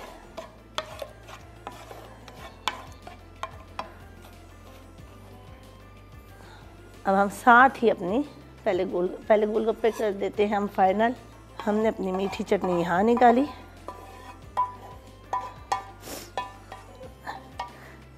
अब जो है हम गोलगप्पों की पहले सर्विंग करके दिखाते हैं, फिर हम बनाएंगे अपने स्प्रिंग रोल्स। ये देखिए, ये हमने इसको रखा, तो हमने यहाँ रखा। जितना बड़ा आपने इसमें साइज करना है आप वो कर सकते हैं। ये भी हमने हवा नहीं लगाई, एक के ऊपर एक रखे इसलिए। अब मैं इसके ऊपर डालूंगी छोले, हमने बॉईल करके रखे हैं इसके अंदर। ऐसे ऐसे इसके अंदर भरेंगे। अच्छा, सब में भरना है क्योंकि कोई भी बंदा उठा के ये अकेला खा सके। हम आलू भी इसके अंदर ऐड करेंगे।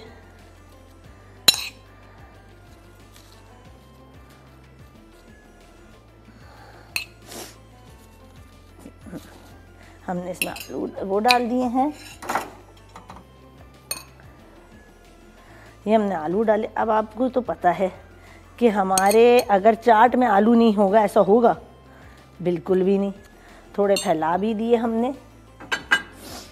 अब इसी तरह हम इसमें दही की बूंदी डालेंगे। हमने छोटी बेसन की बूंदी बनाई थी। ये देखिए, सबके अंदर हमने ये बूंदी भी डालनी है।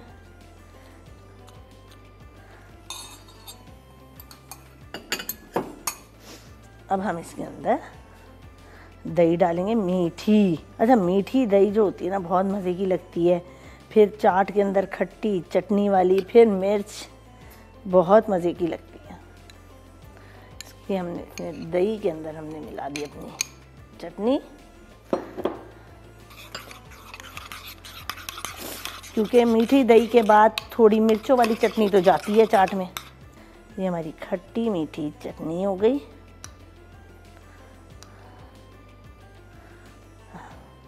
हमने हर गप्पे के अंदर डाल दी चटनी भी। हरा धनिया। ये देखिए, हमारी हो गई चाट रेडी। अच्छा, ये है पानी। अच्छा, पानी हमने कैसे बनाना है? हमने ये मिक्सचर बना के रखा है।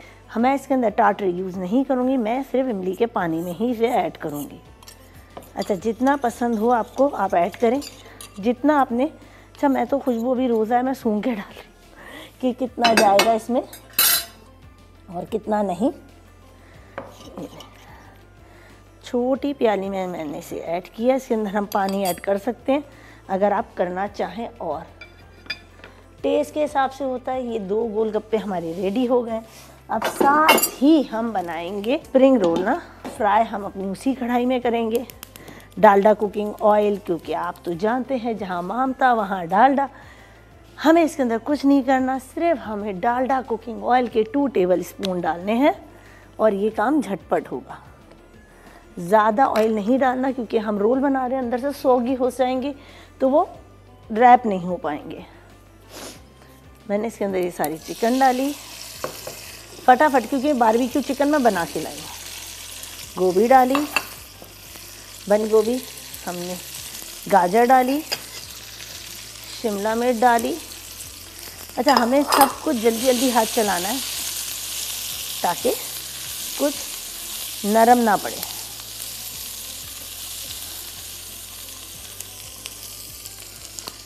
सोया सॉस हमने डाला इसके अंदर, सिरका 1 टेबल स्पून सिरका डाला हमने इसके अंदर, 1 टीस्पून के करीब काली मिर्च डाली, ½ टीस्पून के करीब हमने सफ़ेद मिर्च ऐड करी इसके अंदर, चिकन पाउडर हमने 1 टीस्पून पूरा ऐड किया।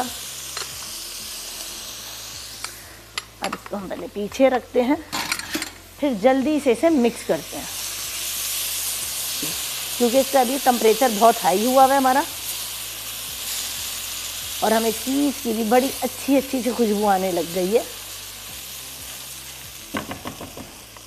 इसके अंदर हम सारा मिक्सचर निकाल देते हैं ताकि हीटिंग प्रोसेस जो है वो रुक जाए। ये हमने सब गिरा दिया। अब मैं इसको रोल की पट्टियाँ बनाऊंगी, इसको यहाँ कर देते हैं ताकि आपको पता रहे कैसे बननी। 4-5 रोल हम बनाएंगे, फिर हम फ्राई शुरू कर देंगे फटाफट।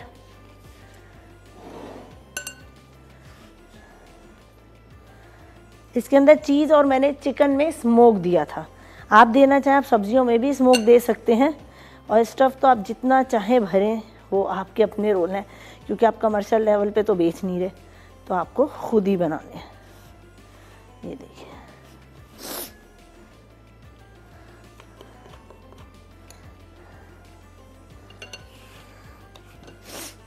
अच्छा, पट्टी आप घर में भी बना सकते हैं खुद, बहुत अच्छी और बहुत मज़े की बनती है पट्टी घर में। बाहर वाली में ना कभी कभार नमक ज़्यादा निकल आता है, अभी बीच में मैंने अपने घर में मंगवाई थी, उसमें नमक ज़्यादा निकल आया हमारा।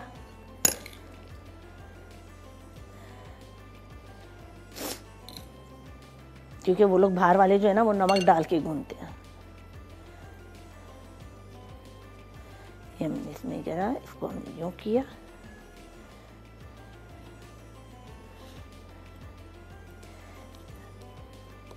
ऑयल गर्म हो जाएगा तो बस हम इसे फ्राई करेंगे। बिस्मिल्लाहिर्रहमानिर्रहीम।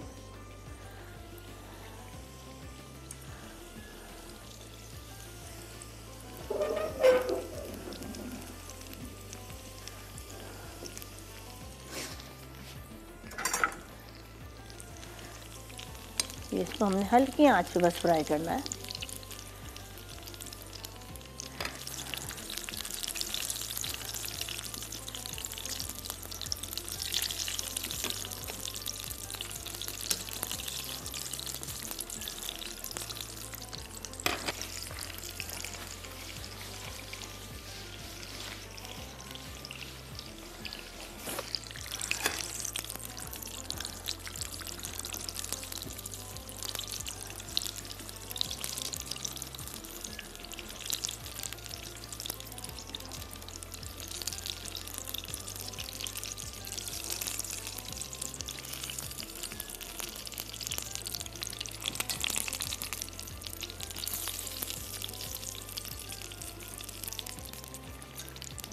हमने इसे ज़्यादा फ्राई नहीं करना था, हमें यही अच्छा सा कलर चाहिए था।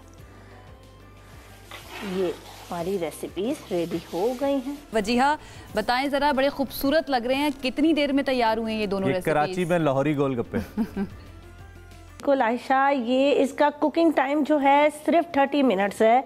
आटा आपने गूंद के रखा हो और मीठी चटनी रेडी कर लें फटाफट, हरे धनिए की चटनी है। और ये हमने लाहौरी डालडा के लाहौरी गोलगप्पे बनाए हैं क्योंकि आप तो जानते हैं जहां मामता वहां डालडा, ना बदला ज़माना ना बदला डालडा। और साथ ही हम वेरिएशन लेकर हमारे गोलगप्पे भी नहीं बदले। स्प्रिंग रोल सबको बहुत पसंद होते हैं, हमने इसमें बारबेक्यू और चीज़ ऐड करके इसको हमने मज़ा दुबाला कर दिया है। जी thank you very much once again. Ramzan के मज़ेदार पकवान हमारा सेगमेंट जिसमें रोज़ाना की बुनियाद पे हम कुछ ना कुछ आपके लिए लेकर आते हैं। हो सकता है बहुत सारी चीज़ें आप खुद भी पहले से बना लेते हो, तो ये उन लोगों के लिए भी हेल्पफुल होता है जो मेरे जैसे हैं, बिल्कुल सादे नहीं कर सकते बेचारे। तो एंजॉय कीजिए जी, अच्छा रमज़ान गुजारिए। आधे से ज़्यादा तकरीबन आज आधा तो मुकम्मल हो गया इंशाल्लाह। तो आगे क्या करना है? ब्रेक लेनी है जी, ब्रेक लेते हैं, हम वापस आते हैं, साथ रहिए।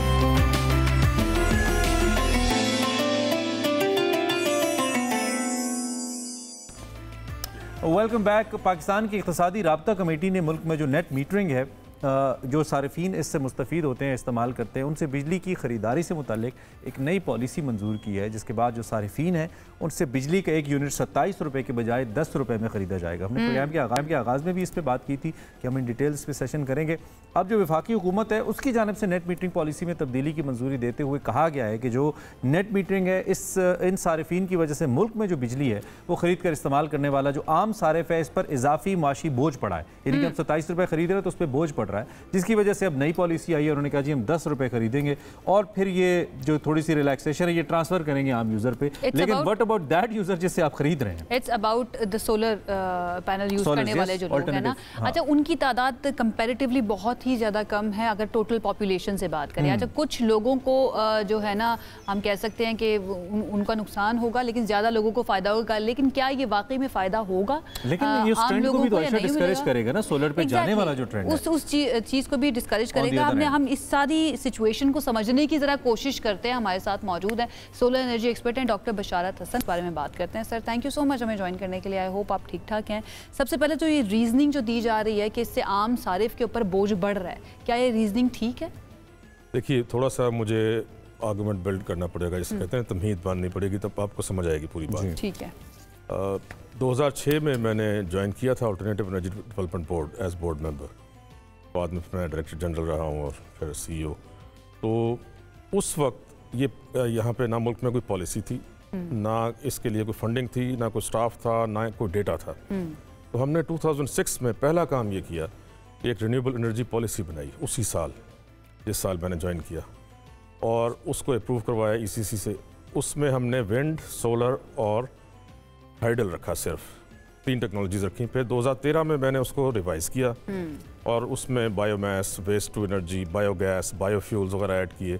जिसमें बहुत सारी शुगर मिल्स जितनी भी हैं पाकिस्तान की उनको लेकर आया कि उनका जो बगास और जो उनका लिक्विड वेस्ट होता है उससे किस तरीके से एनर्जी बनाए।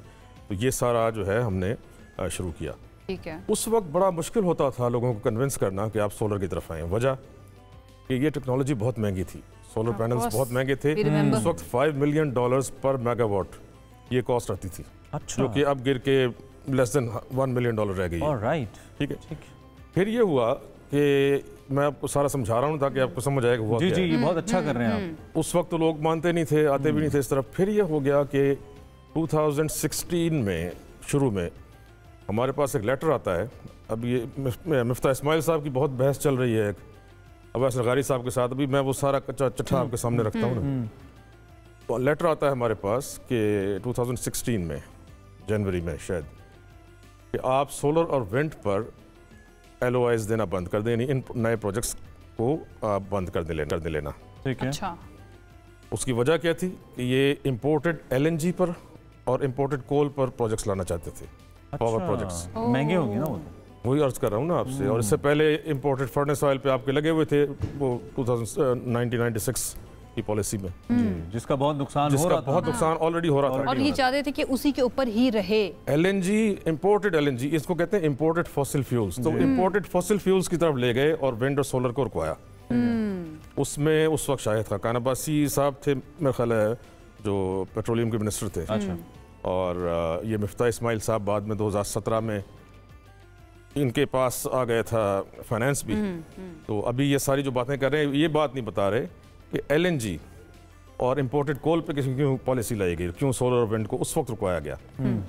उससे क्या हुआ कि बाद में फिर इन्होंने 2017 में जब नवाज शरीफ साहब को घर भेजा जाता है और इसाक डार साहब चले जाते हैं और ये आ जाते हैं खाकान अब्बासी साहब शाहिद, और साथ मिफ्ता इस्माइल साहब इनके आ जाते हैं। ये फिर रुपए को गिराना शुरू करते हैं। अच्छा। मिफ्ता इस्माइल साहब आते के साथ ही जो 103 से लेके 106 रुपए पर रखा हुआ था डॉलर रुपये का एक्सचेंज रेट, वो गिरा कर ये काफ़ी उसको 30% करीब में खलक गिरा देते हैं, 150 समथिंग पे गिरा देते हैं। फिर वो इमरान खान साहब की हुकूमत आती है, फर्दर गिराती है उसको। वो जो कोई एक लेकर आए थे ना IMF से, जो स्टेट बैंक के गवर्नर, फर्दर गिराते हैं उसको। मेरे ख्याल 190 तक ले गए थे।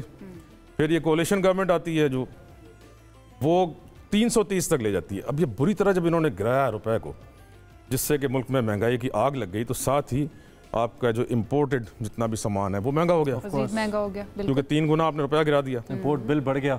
इंपोर्ट बिल इतना बढ़ गया कि आप इस काबिल नहीं रह गए कि आप LNG पे जो पावर प्लांट्स लगाए हुए थे तो LNG खरीद सकें। आप कोल जो है वो खरीद सकें इंपोर्टेड, जो आपने कोल पे। अच्छा, फिर एक और काम ये किया कि कोयला इंपोर्ट जो होता है वो कहाँ से आता है? कराची पोर्ट से आता है। बजाय इसके कराची पोर्ट के नजदीक लगा साहिवाल में, उसको लगा दिया पंजाब में लाके। इतना ट्रांसपोर्टेशन जो है उसकी वो डीजल के ट्रक्स पे आता है। उस वक्त भी पॉइंट आउट लोगों ने किया था, लेकिन ठीक है ना, तो ये इस वजह से ये सारा बोझ पड़ा। ये छोटे से चंद जो लोगों ने सोलर लगा लिया घरों के ऊपर, इससे कुछ नहीं। टाइम कम है, हम जरा उसको यूटिलाइज मैं आपको फिर मोटी-मोटी बात 3-4 मिनट्स। अच्छा, मोटी-मोटी बात बताता हूं। अब इस पे आ जाए, मौजूदा नेट मीटरिंग टेक्निकल के लिए तो टाइम कम ही होता है, लेकिन ये कि ये चीज समझाना जरूरी है लोगों को। फिर ये इन्होंने किया कि 45,000 मेगावाट्स के कैपेसिटी लगा दी। आपकी सर्दियों में कितनी रिक्वायरमेंट है? सिर्फ 7,000। 7,000 की जगह 45,000 लगा दी। गर्मियों में 22,000 है। अब आप 45,000 जब लगा दिया है, रिक्वायरमेंट आपकी इतनी कम है, तो ये जो डिफरेंस है उनसे मुआहदे ये किए हुए हैं कि आप बिजली बनाएं या ना बनाएं IPP से, हम आपको पैसे देंगे। उससे क्या हुआ कि ये कैपेसिटी पेमेंट्स होनी शुरू हो गई। असल ये बोझ है आपके जो जा रहा है। ये जो पॉलिसी हुकूमत ने बनाई है, इसका फायदा हुकूमत को है, आम सारिफ को है, या उसको है जिसने सोलर पैनल लगाया हुआ है, या किसी को? तो आई थिंक नहीं है, IPPs को है। क्योंकि IPPs जो हैं वो देखे ना, अब ये जो कैपेसिटी पेमेंट्स आप इतनी दे रहे हैं, हुकूमत ने उनको पैसे देने मुआहदे किए हुए हैं ऑलरेडी, और मुआहदे ऐसे हैं कि अगर आप उनको नहीं देंगे तो यहाँ नहीं, वो इंग्लैंड की अदालत में जाके आपको चैलेंज करेंगे। बहुत हैवी बात भी तो हो रही थी ना कि IPPs के साथ मुआहदे उनको रिन्यू किया जाएगा, रिविजिट किया जाएगा। वो हो रहा है, लेकिन फिर भी जो है ये कहते हैं कि सोलर से ना सारे तो नहीं होंगे ना, वो एक एक करके हो रहे हैं। 7 एक दफा होते हैं, 8 एक दफा होते हैं, फिर अच्छा, वो नहीं मानते। ये जो पॉलिसी नई आई है कि आप 27 के बजाय नेट मीटरिंग में एडजस्टमेंट 10 रुपए फी यूनिट होगी, इससे आप कोई ट्रेंड में सोलर की आने वाले वक्त में कमी देखते हैं? जो लोगों की बहुत टेंडेंसी है सोलर लगवाने की। मैं इसलिए नहीं देखता, बिजली के बिल बहुत हाई आते हैं, इसलिए नहीं देखता। देखें, सोलर तो मुस्तकबिल है, सोलर विंड और सारे रिन्यूएबल एनर्जी जो सोर्सेज हैं, अल्टरनेटिव एनर्जी सोर्सेज, ये मुस्तकबिल है। क्योंकि आप इतना महंगा इंपोर्टेड फॉसिल फ्यूल ले ही नहीं सकते, इधर ही जाना है। ठीक है, आप कितना भी उसको रोकें, लेकिन मैं ये देखता हूँ कि ये कभी भी नहीं रुकेगा। क्योंकि आपका यूनिट अगर आप 60 रुपये का देते हैं डोमेस्टिक कंज्यूमर को, और आप देते हैं 70 रुपये का कमर्शियल को, वो तो ले ही नहीं सकता ना, वो चला ही नहीं सकता अपना घर, और वो कारखाना अपना नहीं चला सकता, उसकी फैक्ट्रियां बंद हो रही हैं, लाखों लोग बेरोजगार हो रहे हैं। और डॉक्टर साहब, उसमें जाना ही जाना विद द टाइम ये सोलर की जो टेक्नोलॉजी है, इन्वेस्टमेंट तो इसमें आएगी, चीन ने बहुत इन्वेस्टमेंट इसमें की है। ये वक्त के साथ आप महंगी होते देख रहे हैं, अगर डिमांड इसकी बढ़ रही है, क्योंकि उमूमी तौर पर डिमांड बढ़ती है तो प्राइस बढ़ जाती है, या आप वक्त के साथ तो कमी देखिए ये आसान हुई है। लेकिन अगर आप अपने रुपए को गिराते चले जाते हैं तो वो तो उस तरह महंगा हुआ है ना। वो तो जो पैनल्स हैं वो तो गिरी है उनकी कीमत, लेकिन हमने अपना रुपया जो 300% गिरा दिया, उससे आपका महंगा हुआ है ना हर चीज, उसकी वजह से महंगी। यही आप जो 10 लाख का 10 किलोवाट का लग रहा है, ये आपका अगर 3 गुना कम होता तो 3.5 लाख रुपए का लगता। बिल्कुल सही है, बिल्कुल सही है। 3.5 लाख में आपका 10 किलोवाट का लग जाता है, जिससे 2-3 एसीज आपके आसानी से चलते। तो अल्टीमेटली आप इस पॉलिसी को बहुत मस्बत करार नहीं दे रहे। ये जो देखिए, इससे आप डिस्करेज कर रहे हैं ना आम आदमी को, मिडिल क्लास को डिस्करेज कर रहे हैं। आपकी पॉलिसीज किसके लिए बनती हैं? 85% आपके असेंबली में कारखानेदार बड़े और बड़े जिम्मेदार बैठे हैं, ठीक है। वो सिर्फ पॉलिसी अमीरों के लिए बनाते हैं, अपने लिए बनाते हैं, ठीक है। या फिर बहुत गरीबों के लिए बनती है, जो बेनजीर इनकम सपोर्ट प्रोग्राम पर है। जो मिडिल क्लास है, जो पढ़े लिखे लोग हैं, जो हर मुल्क को तरक्की देते हैं, बैकबोन है, जिसके ऊपर तरक्की होती है ना हर मुल्क में, उसको ये क्रश करते हैं सबसे ज्यादा पाकिस्तान में। तो वो फिर बेचारे पढ़े लिखे बाहर जा रहे हैं, वो छोड़ के जा रहे हैं। एक ब्रेन ड्रेन हो रही है। बहुत इंपॉर्टेंट पॉइंट्स है, और इस पे इन डिटेल्स और भी बात हो सकती है। Thank you very much. Doctor साहब का पोर्टफोलियो बड़ा वास्ट है जी, आपको बताएं, हम इन पे क्लाइमेट चेंज से लेकर पॉलिटिकल एडवाइजर के तौर पर काम कर रहे हैं। होनी चाहिए। हम डॉक्टर साहब को मदद करेंगे। For now thank you much for being with us. Important topic था, इस पे मुख्तसर हम बात कर पाए, किसी और नशिस्त में बैठेंगे, डिटेल में बात करेंगे और मजीद इसको अनफोल्ड करेंगे कि गवर्नमेंट कम से कम फिर भी अपना ही भला करे। ये जो पॉलिसीज जो बना रही हैं, ये कितनी ज्यादा आम आदमी के कितने फायदे के लिए, और मिडिल क्लास के ऊपर मुझे तो लगता है एक सेगमेंट हमें नाम ही रख लेना चाहिए, मिडिल क्लास का सेगमेंट, उसके ऊपर हम बात करें। जी गलत ये बताया गया है कि ये सिर्फ अमीरों ने लगवाए। जी जी जी मिनिस्टर साहब को, जो फाइनेंस मिनिस्टर है, उनको ये बताया गया सिर्फ अमीर लगवाते हैं सोलर, ऐसा नहीं है। मिनिस्टर साहब थोड़ा गरीबों में बैठे भी नहीं है, टेक्नोक्रेट आदमी है, वो गरीबों में बैठेंगे, कोई पब्लिक पॉलिटिक्स करेंगे, इसलिए कहते हैं अवामी नुमाइंदे हो तो जरा समझ जाते हैं। थोड़ा एक ब्रेक लेते हैं, ब्रेक के बाद आते हैं।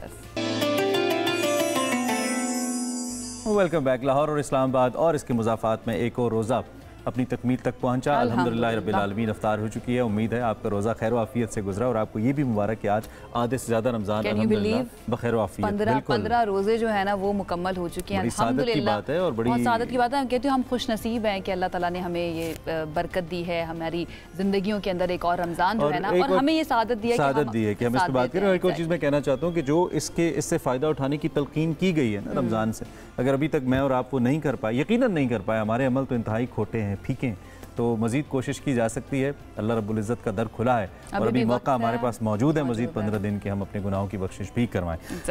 बढ़ते हैं अपने प्रोग्राम के सिलसिले की जानिब, जिसमें हम मुख्तलिफ इस्लामिक कल्चर का जिक्र करते हैं, मुख्तलिफ इमारात का जिक्र करते हैं। आज जिस मस्जिद का तज़किरा है वो है जी मालदीव की कोरल स्टोन मस्जिद, जिसे माले फ्राइडे मस्जिद भी कहा जाता है। एक तारीखी मस्जिद है और हैरत अंगेज़ तौर पर एक शाहकार अगर कहें इसको आयशा तो गलत नहीं होगा। बिल्कुल ऐसा है। ये मस्जिद ना सिर्फ अपनी हैरत अंगेज़ तामीराती खूबसूरती की वजह से मशहूर है, बल्कि एक इस्लामी तारीख में भी इसका एक नुमाया मकाम है। मरजानी पत्थरों से ये तामीर शुदा मस्जिद है। 17वीं सदी में सुल्तान इब्राहिम सिकंदर अव्वल के दौर में बनाया गया था इसको, और आज भी अपनी मजबूती और दिलकश नक़ूश की बदौलत दुनिया भर के सयाहों और मुहक्किकीन को मुतवज्जे करती है। मालदीव्स आपको पता है वैसे ही बहुत ज़्यादा खूबसूरत है, और जो टूरिस्ट हैं वो बड़े दिल से यहाँ पर जाते हैं, तो उनके पास ये एक मकाम मौजूद होता है जहाँ पर वो जाकर एंजॉय कर सकते हैं और इस इस्लामी शाहकार को देख सकते हैं। अब इसके पीछे क्या स्टोरी है, किस तरह से इसको बनाया गया, इसमें सयाहों के लिए तो दिलचस्पी होगी। मेरे आप जैसे लोग तो जाएंगे, मुहक्किकीन के लिए क्या दिलचस्पी है, इस पे मेरा जरा थोड़ा सा कहते हैं ना माथा क्या कहते हैं, खनक रहा है जो पूरा मिला के हमारे साथ मौजूद है। Thank you very much joining. सब कैसे ठीक ठाक है? सयाहों के लिए तो जाहिर बात है कि अट्रैक्शन होगी कि जाना है देखने क्या है। मुहक्किकीन के लिए क्या है इस मस्जिद को लेकर? हमने कल जेने की वो मॉस्क कवर की थी जिसको हम हाथों के साथ हर साल दोबारा जिंदा करते थे। ये मस्जिद एक ऐसी चीज़ से मिलकर बनी है जो खुद कभी जिंदा थी। जो कोरल रीफ है या जिसे मरजानी चट्टान कहा जाता है, लोगों को ये लगता है कि जो कोरल रीफ्स हैं ये कोई पौधा होता है, ये पौधा नहीं होता, ये आबी जानवर होता है। और जो कोरल है ये अपने ऊपर कैल्शियम की एक बहुत बड़ी लेयर चढ़ा लेता है, और उसके बाद जब ये मरता है तो मरने के बाद ये कई सौ साल जब पड़ा रहता है तो ये बहुत सख्त चट्टान की सूरत अख्तियार कर लेता है। और वो इतनी, जब वो पानी के अंदर होता है तो वो नर्म होता है, लेकिन जब उसे बाहर निकाल के सुखाया जाता है तो इट बिकम्स अ स्टोन। वो इतना सख्त हो जाता है कि उसे चट्टान कह के पुकारा जा सकता है। सो कोरल रीफ जो है वहाँ के कल्चर में शामिल है, क्योंकि हम जानते हैं कि मालदीव जो है ये तकरीबन 1100 जज़ायर पर मिलकर बना है। और जज़ायर से भी ज़्यादा जो इंटरेस्टिंग वर्ड है वो एटॉल्स। एटॉल ऐसे मुकाम को कहते हैं जिसके इर्द गिर्द भी पानी हो और जिसके बीच में भी पानी। सो मालदीव जो है ये तकरीबन पानी के ऊपर जज़ायर पर मिलता है। तो इसे हम कहते हैं वर्नाकुलर आर्किटेक्चर।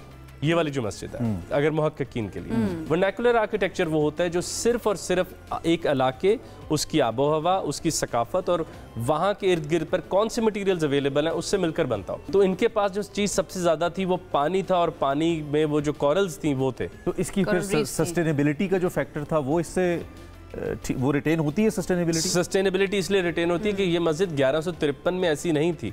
इससे पहले यहाँ बुद्धिस्ट इबादत गाह थी। फिर 1153 में मालदीव वो मुल्क है जो 100% मुसलमान है, 100% मुस्लिम्स हैं वहाँ पे। अच्छा, तो अब उनके पास इतनी जगह थी तो उन्होंने कहा कि हम इसी इबादत गाह को चेंज करके मस्जिद बनाते हैं। तो 1153 से लेके आगे तक एक फासला रहता है, और फिर 17वीं सदी में जो वहाँ के सिकंदर हैं वो आखिरकार इसको कोरल रीफ से डिज़ाइन करवाते हैं। मालदीव्स में तकरीबन 1000 मसाजिद हैं, ये उनमें से फ़कत 6 ऐसी हैं, और जो हम ये देख रहे हैं स्क्रीन के ऊपर ये सबसे मखसूस हैं। तो ये कोरल रीफ से मिलकर बनाई गई, ये बहुत बड़ी मस्जिद नहीं है। कितने अहाते में कितने लोग समा सकते हैं नमाज पढ़ने के लिए? सिर्फ 200 लोग समा सकते हैं। अच्छा, आहिस्ता आहिस्ता जो बड़ी एहसास की बात है अगर कभी वहाँ पे जाए बंदा और नमाज अदा करे। बिल्कुल।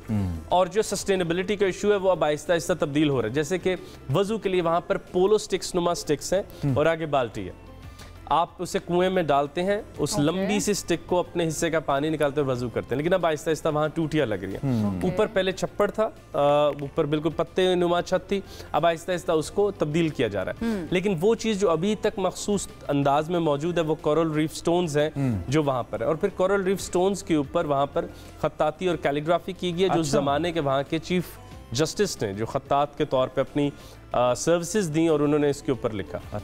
और उसकी 3 बहुत खूबसूरत निशानियां उन्होंने दी। सबसे पहली वजह है कि ये आबी विरसे को महफूज करता है। दुनिया में कितनी को मस्जिदें या कितने को मकामात ऐसे होंगे जिन्होंने पानी से एक चीज़ को निकाला और उससे खुश्की के ऊपर एक चीज़ को बनाया, और वो चीज़ इबादत गाह। दूसरा कि इस तरह ये वाहिद है, परहैप्स ये वायदा है, ये उसकी कंडीशन नंबर 2 है। अच्छा। कि जो ये डिजाइन है it should not be, it should दुनिया में कहीं देखा ना जा सके, रेप्लिकेटेड ना और देखा ना जा सके। 2 ये बातें होगी। और तीसरी जो हैरानकुन बात है वो है टंग एंड ग्रूव मेथड। अच्छा, टंग एंड ग्रूव मेथड क्या? ये उस कोरल रीफ स्टोन के लिए बहुत अहम था। कोरल रीफ स्टोन बगैर सीमेंट के जुड़ता है। और कोरल रीफ स्टोन को टंग एंड ग्रूव मेथड से क्यों जोड़ा जाता है? तो टंग एंड ग्रूव होता है जिस तरह ब्लॉक्स होते हैं बच्चों के, लेगोज होते हैं कि एक हिस्से की टंग बाहर होगी, दूसरे का ग्रूव बाहर होगा, जैसे मेरी उंगलियां और हाथ अभी आपस में मिल रहे हैं। तो इसको इस मेथड के तहत जोड़ा जाता है। और आजकल जो हम माहौल दोस्त के लिए कहते हैं ग्लू इस्तेमाल ना करें, कील इस्तेमाल ना करें, ये उस जमाने में सस्टेनेबल वैल्यूज और इक़दार को आगे रख के बनाई गई थी। तो इसकी कटिंग भी उसी तरह से होती होगी? इसकी कटिंग उसी तरह से हुई की गई। बहुत ज़्यादा मुश्किल काम था, हत्ता कि उन्होंने इतना मुश्किल काम था कि जो बाकी 1000 मसाजिद हैं फ़कत 6 में कोरल रीफ यूज़ हुआ है, बाकी किसी में इस्तेमाल नहीं हो सका क्योंकि वो आर्किटेक्ट्स जो इसको इस्तेमाल कर रहे थे वो अब तकरीबन जा चुके हैं। इसको खुरम मेंटेन करना फिर आसान है लोकल एडमिनिस्ट्रेशन के लिए? बहुत खूब। इसका एक हिस्से पे इरोजन शुरू हो चुकी है। इरोजन क्यों शुरू हो रही है कि मालदीव में हद से ज़्यादा गाड़ियाँ इस्तेमाल हो रही हैं, बल्कि भी आप बैक स्टेज पूछ रहे थे कि मालदीव अभी भी बाहर ही है, 80% मालदीव वैसे ही 1 मीटर सिर्फ पानी से बाहर रह चुका है। तो उस वजह से जो कंडीशन है वो चेंज हो रही है। और कोरल रीफ जो अल्टीमेटली तो ज़मीन के और पानी में रहने वाली चीज़ है, जब उसको बाहर निकाल के इस्तेमाल किया गया तो उसकी एक लाइफ है, या अगर हम उसे बीच के ऊपर भी रखें तो उसकी एक लाइफ है। तो उस तरह से उसको महफूज नहीं रखा जा पा रहा, तभी इसको यूनाइटेड नेशन जो सकाफती विरसे के तौर पे, तो अगर मुस्तकबिल करीब में ये जो पानी की सतह अगर बढ़ जाए मिसाल के तौर पे, तो इसको कहीं इसका जो मेजर पार्ट है इसको प्रिजर्व किया जा सकता है कहीं? Can it be shifted? मेरा नहीं ख्याल। उसकी एक और वजह है, इस मस्जिद के अंदर मैट टेढ़े हैं।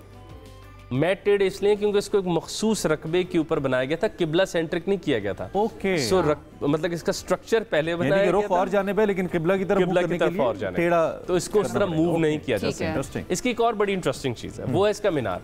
इसका मीनार भी अभी स्क्रीन पे हम देख सक रहे थे।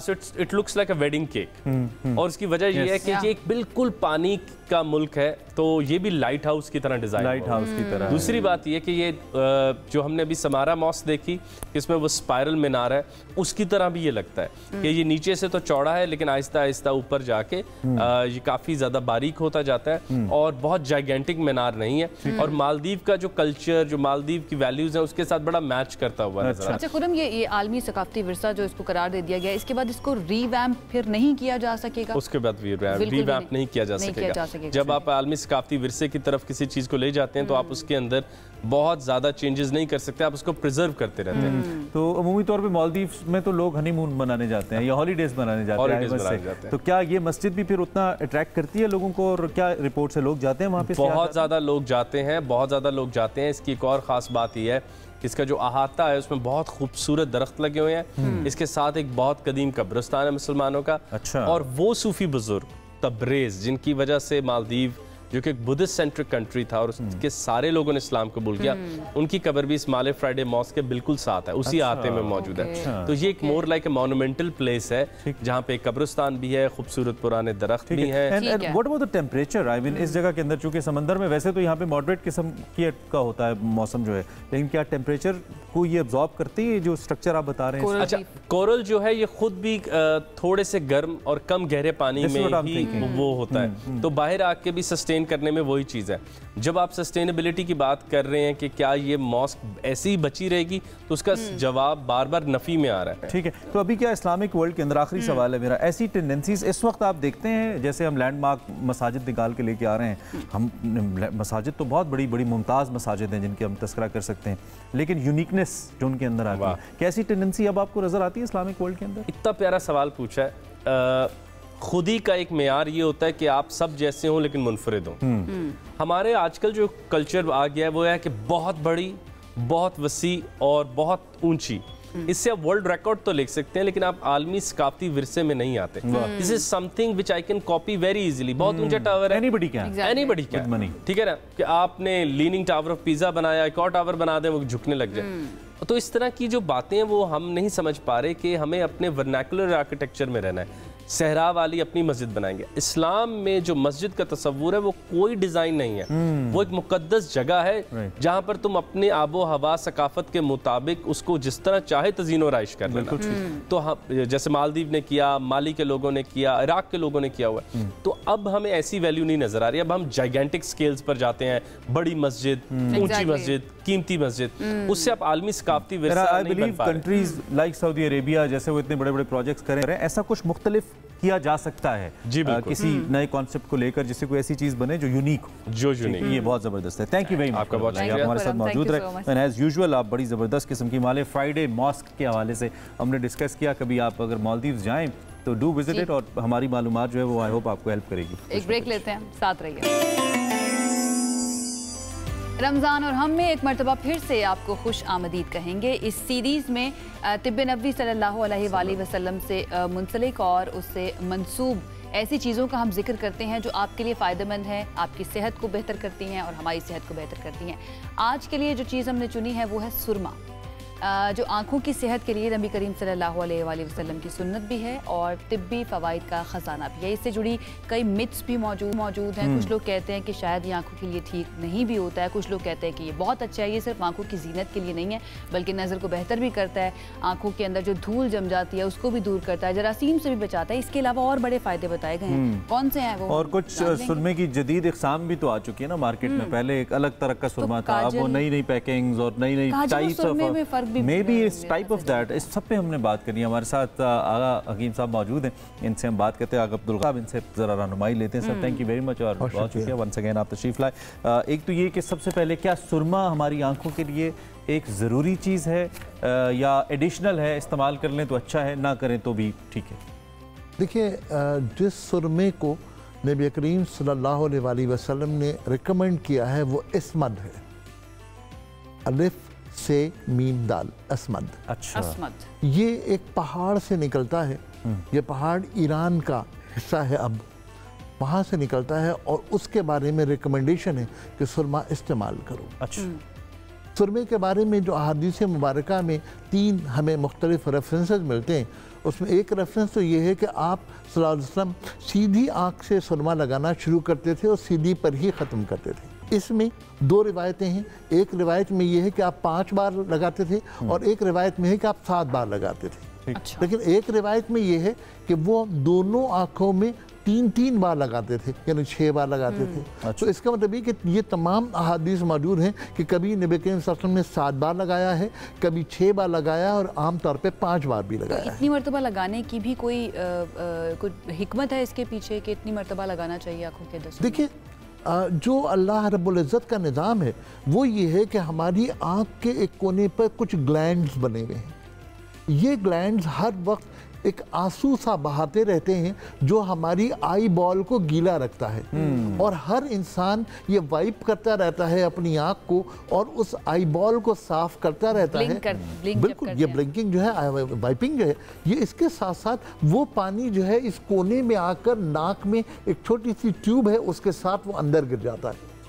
ये पूरा एक उसूल है अल्लाह रब्बुल इज़्ज़त का। अब जब हम सुरमा लगाते हैं तो वो असल में उस वॉशिंग कैपेसिटी को बढ़ा देता है, उस अमल को तेज कर देता है। इसलिए आँखों की तेजी, आँखों की सफाई कंपैरेटिवली सुरमा लगाने के बाद बढ़ जाती है। ठीक है, पहली बात। अगर मैं तारीख का हवाला लूँ तो सुरमा बुनियाद पर एस्ट्रिंजेंट है, यानी वो अल्ट्रा वायलेट रेजेस से रेजिस्ट करने के लिए हमारी आंखों की मदद करता है। अच्छा, जब मैंने सुरमा लगाया तो उसके अंदर जो वॉशिंग टाइम हुआ और उसने तमाम वॉश करके सुरमे की और बाकी जो तमाम डस्ट थी उसको इस कोने में जमा कर दिया और मैंने आंखों को साफ कर लिया। तो इसका मतलब मेरी आंखें अब बिल्कुल चमकदार हो गई। उसके ऊपर जो आने वाले पर्दे और बहुत सारी जो चीज़ें थी, बहुत सारे लोग शिकायत करते हैं कि मैं देखता हूँ तो ऐसा लगता है कि आगे कुछ घूंगे चल रहे हैं, कुछ मच्छर उड़ रहे हैं। वो तमाम जो पर्दे आंखों के आगे आ जाते हैं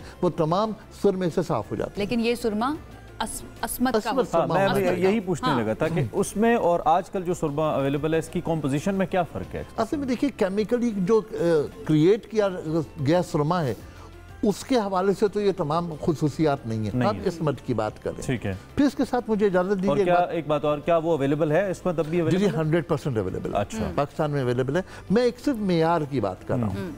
देखिए, सुरमे को कैसे पहचाने की आंखों में लगाया जा सकता है या नहीं।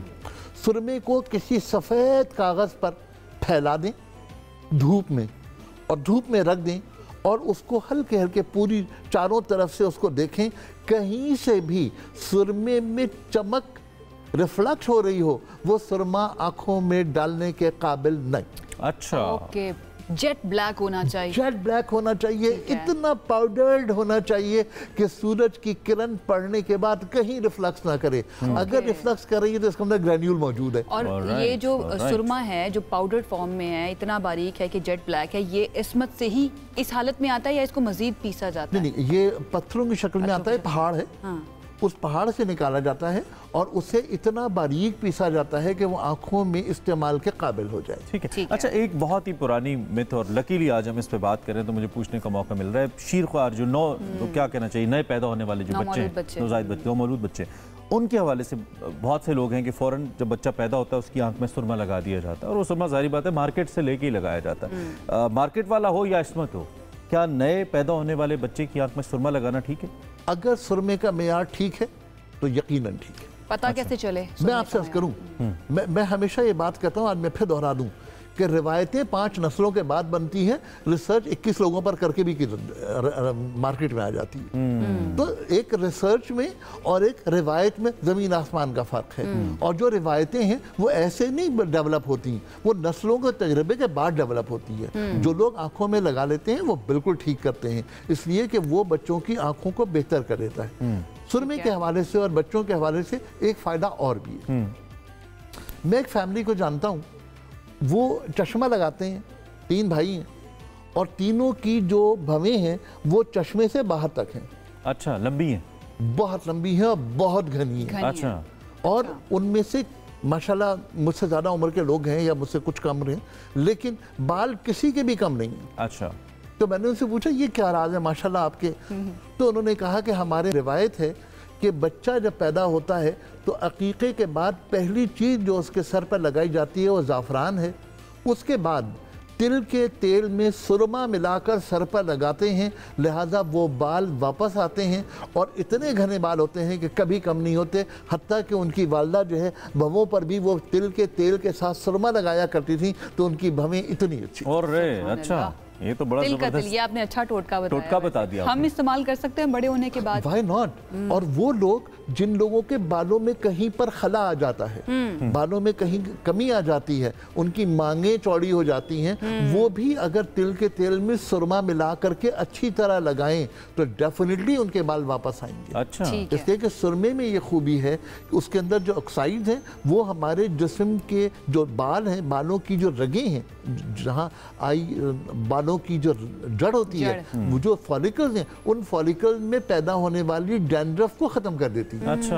और तिल का तेल अगर उसमें ऐड कर दिया जाए तो उसकी खूबी ये है कि जिस तरह एक चीज़ एक दूसरी चीज़ की काट में होती है, हम कभी भी नेवले को और सांप को एक साथ नहीं देखेंगे, हम कभी भी साबुन को और तेल को एक जगह नहीं देखेंगे। यानी अगर हम शैम्पू कर रहे हैं तो तेल वहाँ डेफिनेटली ख़त्म होगा, और अगर वो तेल लगा हुआ है और आपके जो छोटी छोटी सी रगें हैं या छोटे छोटे फॉलिकल्स हैं उनके अंदर वो तेल मौजूद है, तो शैम्पू करने के बाद न सिर्फ वो तेल निकल जाएगा बल्कि उसके अंदर पैदा होने वाली जमा होने वाली डैंड्रफ भी निकल जाएगी। लिहाजा जिन लोगों के सर में डैंड्रफ है वो तिल और सुरमे को मिला करके लगाएं अपने सर में और उसके बाद शैम्पू करें तो उन्हें बहुत ज्यादा तिलों का तेल। कंसर्न जो है ना मेरा फिर भी यही है कि पता कैसे चलेगा कि असली सुरमा है या नहीं है। वो जो आप कह रहे हैं अवेलेबल है तो कहाँ अवेलेबल है? पे अवेलेबल है? पाकिस्तान में बहुत सारे ब्रांड्स हैं, लेकिन ये कि कुछ 1-2 ब्रांड्स ऐसे हैं जो बहुत अच्छा बनाते हैं और वाकई वो दुनिया में आमतौर पर काबिल कबूल है,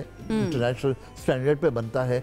लेकिन आमतौर पे ये लोग जो छोटा मोटा लेकर के सुरमा लगा लेते हैं, ये ना। तो आपसे मैं ये मतलब लूँ कि जो अच्छे ब्रांड्स हैं, बड़े ब्रांड्स हैं, वो ठीक चीज़ बेच रहे हैं। बिल्कुल ठीक है sir, thank you very much Agha sir, बहुत मज़ा आया, बहुत इन्फॉर्मेटिव, बहुत आसान अल्फाज में सुरमे की अफादियत पे हमने बात की है जी।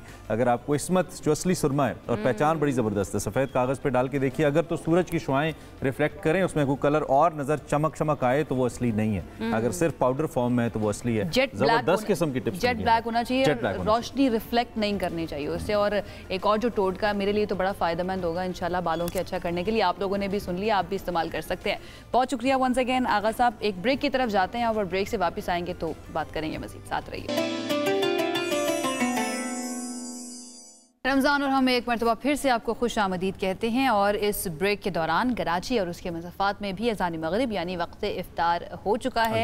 आई होप आप लोगों ने अब इफ्तार कर लिया होगा और इस वक्त भी कर ही रहे होंगे। तो अल्हम्दुलिल्लाह अल्हम्दुलिल्लाह 15 रमज़ान जो है ना वो मुकम्मल हो चुके हैं। अल्लाह करे बाकी का रमज़ान जो है वो भी इसी तरह से खैर बरकत के साथ गुजरे। आपने जब कहा ना उम्मीद इफ्तार कर लिया होगा तो कम खाया होगा साथ। बहुत केसेस आ रहे हैं गैस्ट्रो के हॉस्पिटल्स के अंदर। So take good care of yourself, यानी कि उतना खाइए और एकदम से ना खाइए। डॉक्टर्स कहते हैं कि इफ्तार के वक्त लोग एकदम खाना शुरू कर देते हैं। हम सब यही करते हैं। पहले 15 रोज खा लिया ना ज्यादा, तो बाकी के 15 रोज थोड़ा सा एतदाल से पोर्शंस में पोर्शंस में हल्का हल्का खाइए। That's good for you. खैर हम आगे बढ़ते हैं। एक और आज नाते रसूल मकबूल सल्लल्लाहु अलैहि वसल्लम आपको सुनाते हैं, क्योंकि इस सिलसिले के तहत अब तक 15 पार्टिसिपेंट्स ऑनर हो चुके हैं और कई सैकड़ों ऐसे हैं जो पाइपलाइन में, लेकिन हम कोशिश करते हैं। अच्छा, जितने लोगों ने हमें नातें भेजी है ना, इसका कतई मतलब नहीं है कि आपने नात ठीक नहीं पढ़ी है, खुदा न खास्ता है आपका अंदाज सब कुछ बहुत बेहतरीन था, लेकिन जाहिर बात है हमारे पास वक्त एक नात चलाने का होता है, तो इसलिए हम एक का इंतखाब करते हैं। आज हमारे साथ जुनाइशा उरूज हैं, जिनकी आवाज़ में हम नात आपको सुनाएंगे। चकवाल से इनका ताल्लुक है, क्या अंदाज है, किस तरीके से पढ़ रही हैं और अपनी जज्बात का इजहार कर रही हैं, आपको दिखाते हैं। मुझे खता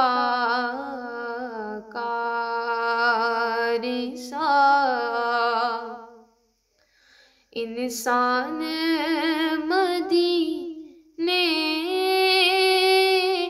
में रहे,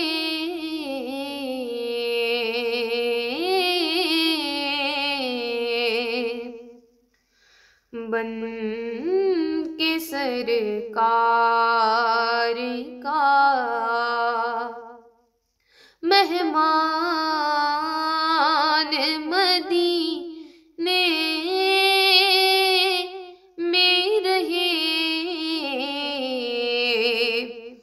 मुझे खता सा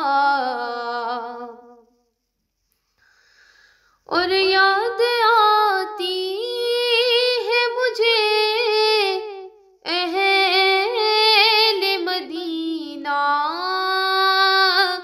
की वो बात कि जिंदा रहना हो तो इंसान मदीने में रहे, कि जिंदा रहना हो तो इंसान मदीने में रहे,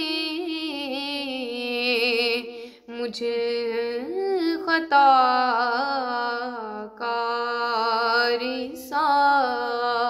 माशाअल्लाह सुभान अल्लाह। आई होप बहुत ही खूबसूरत अंदाज इनका आपको भी अच्छा लगा होगा, दिल को भाया होगा। और वैसे नात है तो दिल को भाती तो है ही, और रमज़ान में उसका असर और भी बढ़ जाता है। सो वंस अगेन रिमाइंडर, अगले सेगमेंट पे जाने से पहले अपनी हॉरिजॉन्टल फॉर्मेट में नात रिकॉर्ड कीजिए, हमारे नंबर पे हमें भेजिए, हम कोशिश करेंगे हमारे प्रोग्राम का हिस्सा बने इंशाल्लाह इंशाल्लाह। अच्छा जी, अब प्रोग्राम जो है अपने ख़िताम की जानिब गामज़न है, और आपको पता है कि जाने से पहले हमारा ये सेगमेंट होता है मौलाना इमरान बशीर साहब के साथ। तो वो हर रोज़ हमें बताते हैं कि हम अपनी इबादत को कैसे बेहतर कर सकते हैं।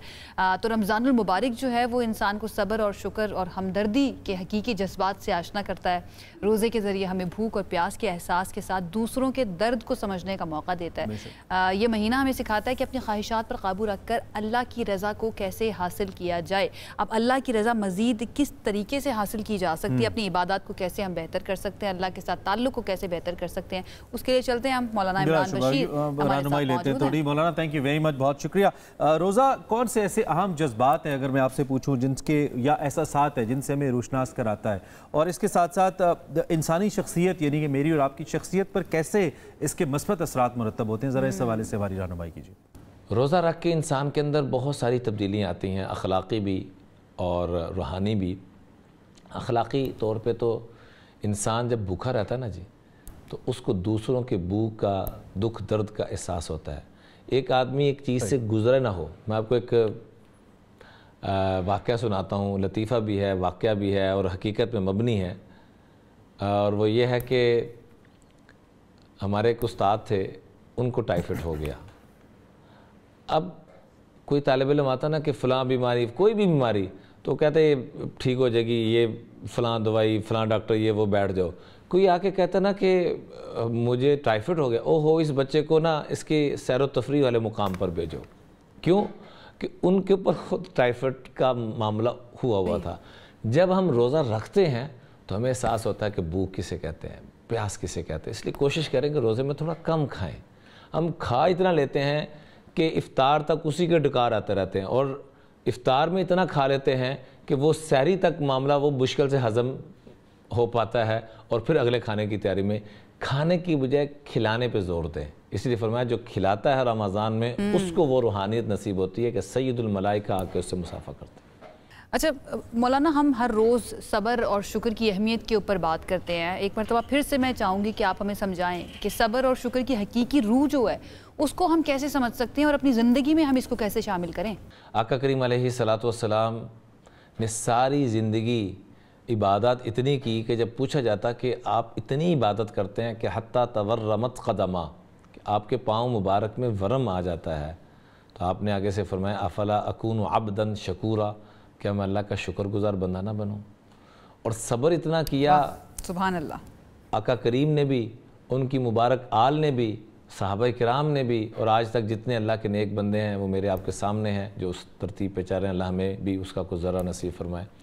आका करीम से पूछा गया कि या रसूल अल्लाह सल्लल्लाहु अलैहि वसल्लम, ये दोनों चीज़ें बाद में आने वाले क्या करेंगे तो उनको नसीब हो जाएंगे। तो वो रमज़ान में एक अमल जो आका करीम ने आगे से इरशाद फरमाया, वो ख़ास तौर पर रमज़ान में हम अगर उसको कर लें तो हम साबर भी बन सकते हैं, शाकर भी बन सकते हैं। और वो क्या है? फरमाया मन नज़रा फ़िद्दीन इला मन हुआ फ़ौक़हू, दीनी एतबार से अपने से ऊपर वाले लोगों को देखें, व फिर दुनिया इला मन हुआ दूनहू, और दुनियावी एतबार से अपने से नीचे वालों को देखें।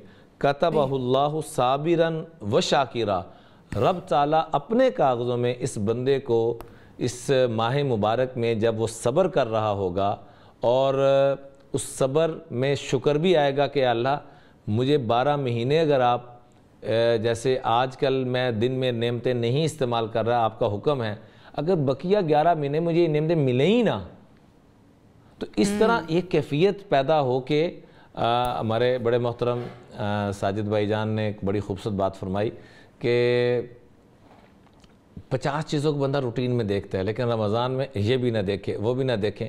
तो हमें ये एक तो इस चीज़ की तरफ आना चाहिए, और दूसरा दीनी एतबार से अपने से ऊपर वालों को देखें, दुनियावी एतबार से अपने से नीचे वालों को देखें। इससे इंशाल्लाह सब्र भी नसीब होगा, शुक्र भी नसीब होगा, और ये दो नेमतें जिसको नसीब हो गई, अल्लाह की मदद, अल्लाह का फजल, अल्लाह का करम उसके साथ शामिल हाल हो जाएगा। अच्छा मौलाना, ऐसे तो बहुत सारे अवामिल हैं या अमल हैं जिनको अल्लाह रब्बुल इज़्ज़त ने बहुत पसंद किया है रमज़ान और मुबारक को लेकर। क्या कोई ऐसे अमाल भी हैं या अमल है जिसको बहुत सख्ती से मना किया गया है या नापसंद किया गया है, ख़ास तौर पर रमज़ान के तनाजुर में, और उससे बचने का तरीका भी अगर आप बता पाएँ। रमज़ान में खाली रोज़ा भूख का नहीं है, बल्कि तमाम इंसान के अज़ाव जवारे का है, ख़ास तौर पर इंसान की ज़ुबान, आँख, कान, सोच, फ़िक्र। हदीस पाक में आता है जिसका मफ़हूम है मन लम यदा क़ौल ज़ूर वल अमल भी, जो बंदा रोज़ा रख कर भी झूठ को ना छोड़े, ख़ास तौर पर बड़े गुनाह हैं, लेकिन ख़ास तौर पर फरमाया मन लम यदा क़ौल ज़ूर वल अमल भी फ़लैसा लिल्लाहि हाजा अन यदा तामहु व शराबा। तो फिर अल्लाह को ऐसे रोज़े की कोई ज़रूरत नहीं है, अल्लाह से रोज़े को पसंद। अल्लाह तो वैसे अल्लाह ताला को किसी चीज़ की भी ज़रूरत नहीं है, लेकिन अल्लाह से रोज़े को, रोज़ेदार को बिल्कुल पसंद नहीं करते कि जो रोज़ा रख कर भी झूठ ना छोड़े। तो रोज़ा रख के ख़ास तौर पर झूठ को बोलना का करीम अलैहिस्सलातु वस्सलाम एक दफ़ा तशरीफ़ फरमा थे, टेक लगा के बैठे हुए थे ऐसे, तो सहाबा ने पूछा कि अल्लाह के रसूल मुसलमान फ़लाँ गुनाह कर सकते हैं? आपने फरमाया हाँ मुमकिन है। कत्ल का पूछा और मुख्तलिफ़ गुनाह पूछे। फिर पूछने वाले ने पूछा कि अल्लाह के रसूल सल्लल्लाहु अलैहि वसल्लम, क्या मुसलमान झूठ बोल सकता है? तो आप टेक लगा के बैठे हुए थे, तो यूँ उठ के बैठ गए। फरमाया नहीं, मुसलमान और झूठ बोले, इतने तकरार के साथ ये जुमला का अला वक़ौल ज़ूर, अला वक़ौल ज़ूर, अला वक़ौल ज़ूर, कि मुसलमान और झूठी बात ये नहीं हो सकता। इसलिए फरमाया उदिलत शहादतुज़्ज़ूर बिल इशराक बिल्लाह, झूठी गवाही ये इंसान को शिर्क तक पहुँचा, जैसे शिर्क से इंसान अल्लाह से दूर होता है, फरमाया उसी लेवल का ये गुनाह है कि जो इंसान अदालत में जाके झूठी गवाही दे दे या घर में बैठकर कहीं पर भी किसी के बारे में गलत राय, गलत गवाही दे दे। फजतनिबू रिज्स मिनल औसान वजतनिबू कौल ज़ूर, कुरान ने भी जहाँ पर बुतों की इबादत से बचने का जिस अंदाज में हुक्म करके मना फरमाया कि इससे बचना ज़रूरी है, वजतनिबू कौल ज़ूर, उसी अंदाज और उसी ताकत के साथ कहा है कि झूठी बात से भी बचना ज़रूरी है। यानी ऐसे अमाल से बचना जो है वो बहुत ज़्यादा ज़रूरी है और अल्लाह ताला को बिल्कुल पसंद नहीं है। बहुत शुक्रिया। मौलाना इमरान बशीर हमारे साथ मौजूद थे, एक मरतबा फिर से रहनुमाई फरमा रहे थे आपकी और हमारी कि कैसे हम जो है ना अपनी इबादत को बेहतर कर सकते हैं। सब्र और शुक्र पर बार बार मैंने ये नोट किया है, मौलाना जोर देते हैं कि सब्र बहुत ज़्यादा ज़रूरी है, एक तो आम जिंदगी में भी, और जब रमज़ानुल मुबारक आ जाता है तो इसके अंदर सब्र का जो सवाब है वो और ज़्यादा बढ़ जाता है। इन दो अवामिल पे कुरान करीम भी तो जोर देता है और जारी बात है वही बातें, वही तालीमात, तो वही हमारे लिए मशअल राह हैं, उसी को तो लेकर चल रहे हैं। तो प्रोग्राम खत्म हुआ, वक्त ख़त्म हो चुका है प्रोग्राम का। एक और ट्रांसमिशन जो है वो अपने अख्ताम को पहुंची है। 15 रमज़ान हो चुके हैं, इंशाल्लाह बाकी के 15 रमज़ान भी हम आपके साथ। 15 रमज़ान के बाद बहुत सारे मुझे लोग कहते हैं कि एक उतराई शुरू हो जाती है रोज़ों में ना, तो चढ़ाई के बाद उतराई, ईद की शॉपिंग के दिन भी आ गए हैं आपके और बाजारों में रश भी बढ़ जाएगा। और साथ साथ अपनी सेहत का भी ध्यान रखिए। रमज़ान और हम आपसे, आप हमसे सीखते रहेंगे इंशाल्लाह। इस वक्त के लिए इतना, ख्याल रखिए। अल्लाह हाफ़िज़।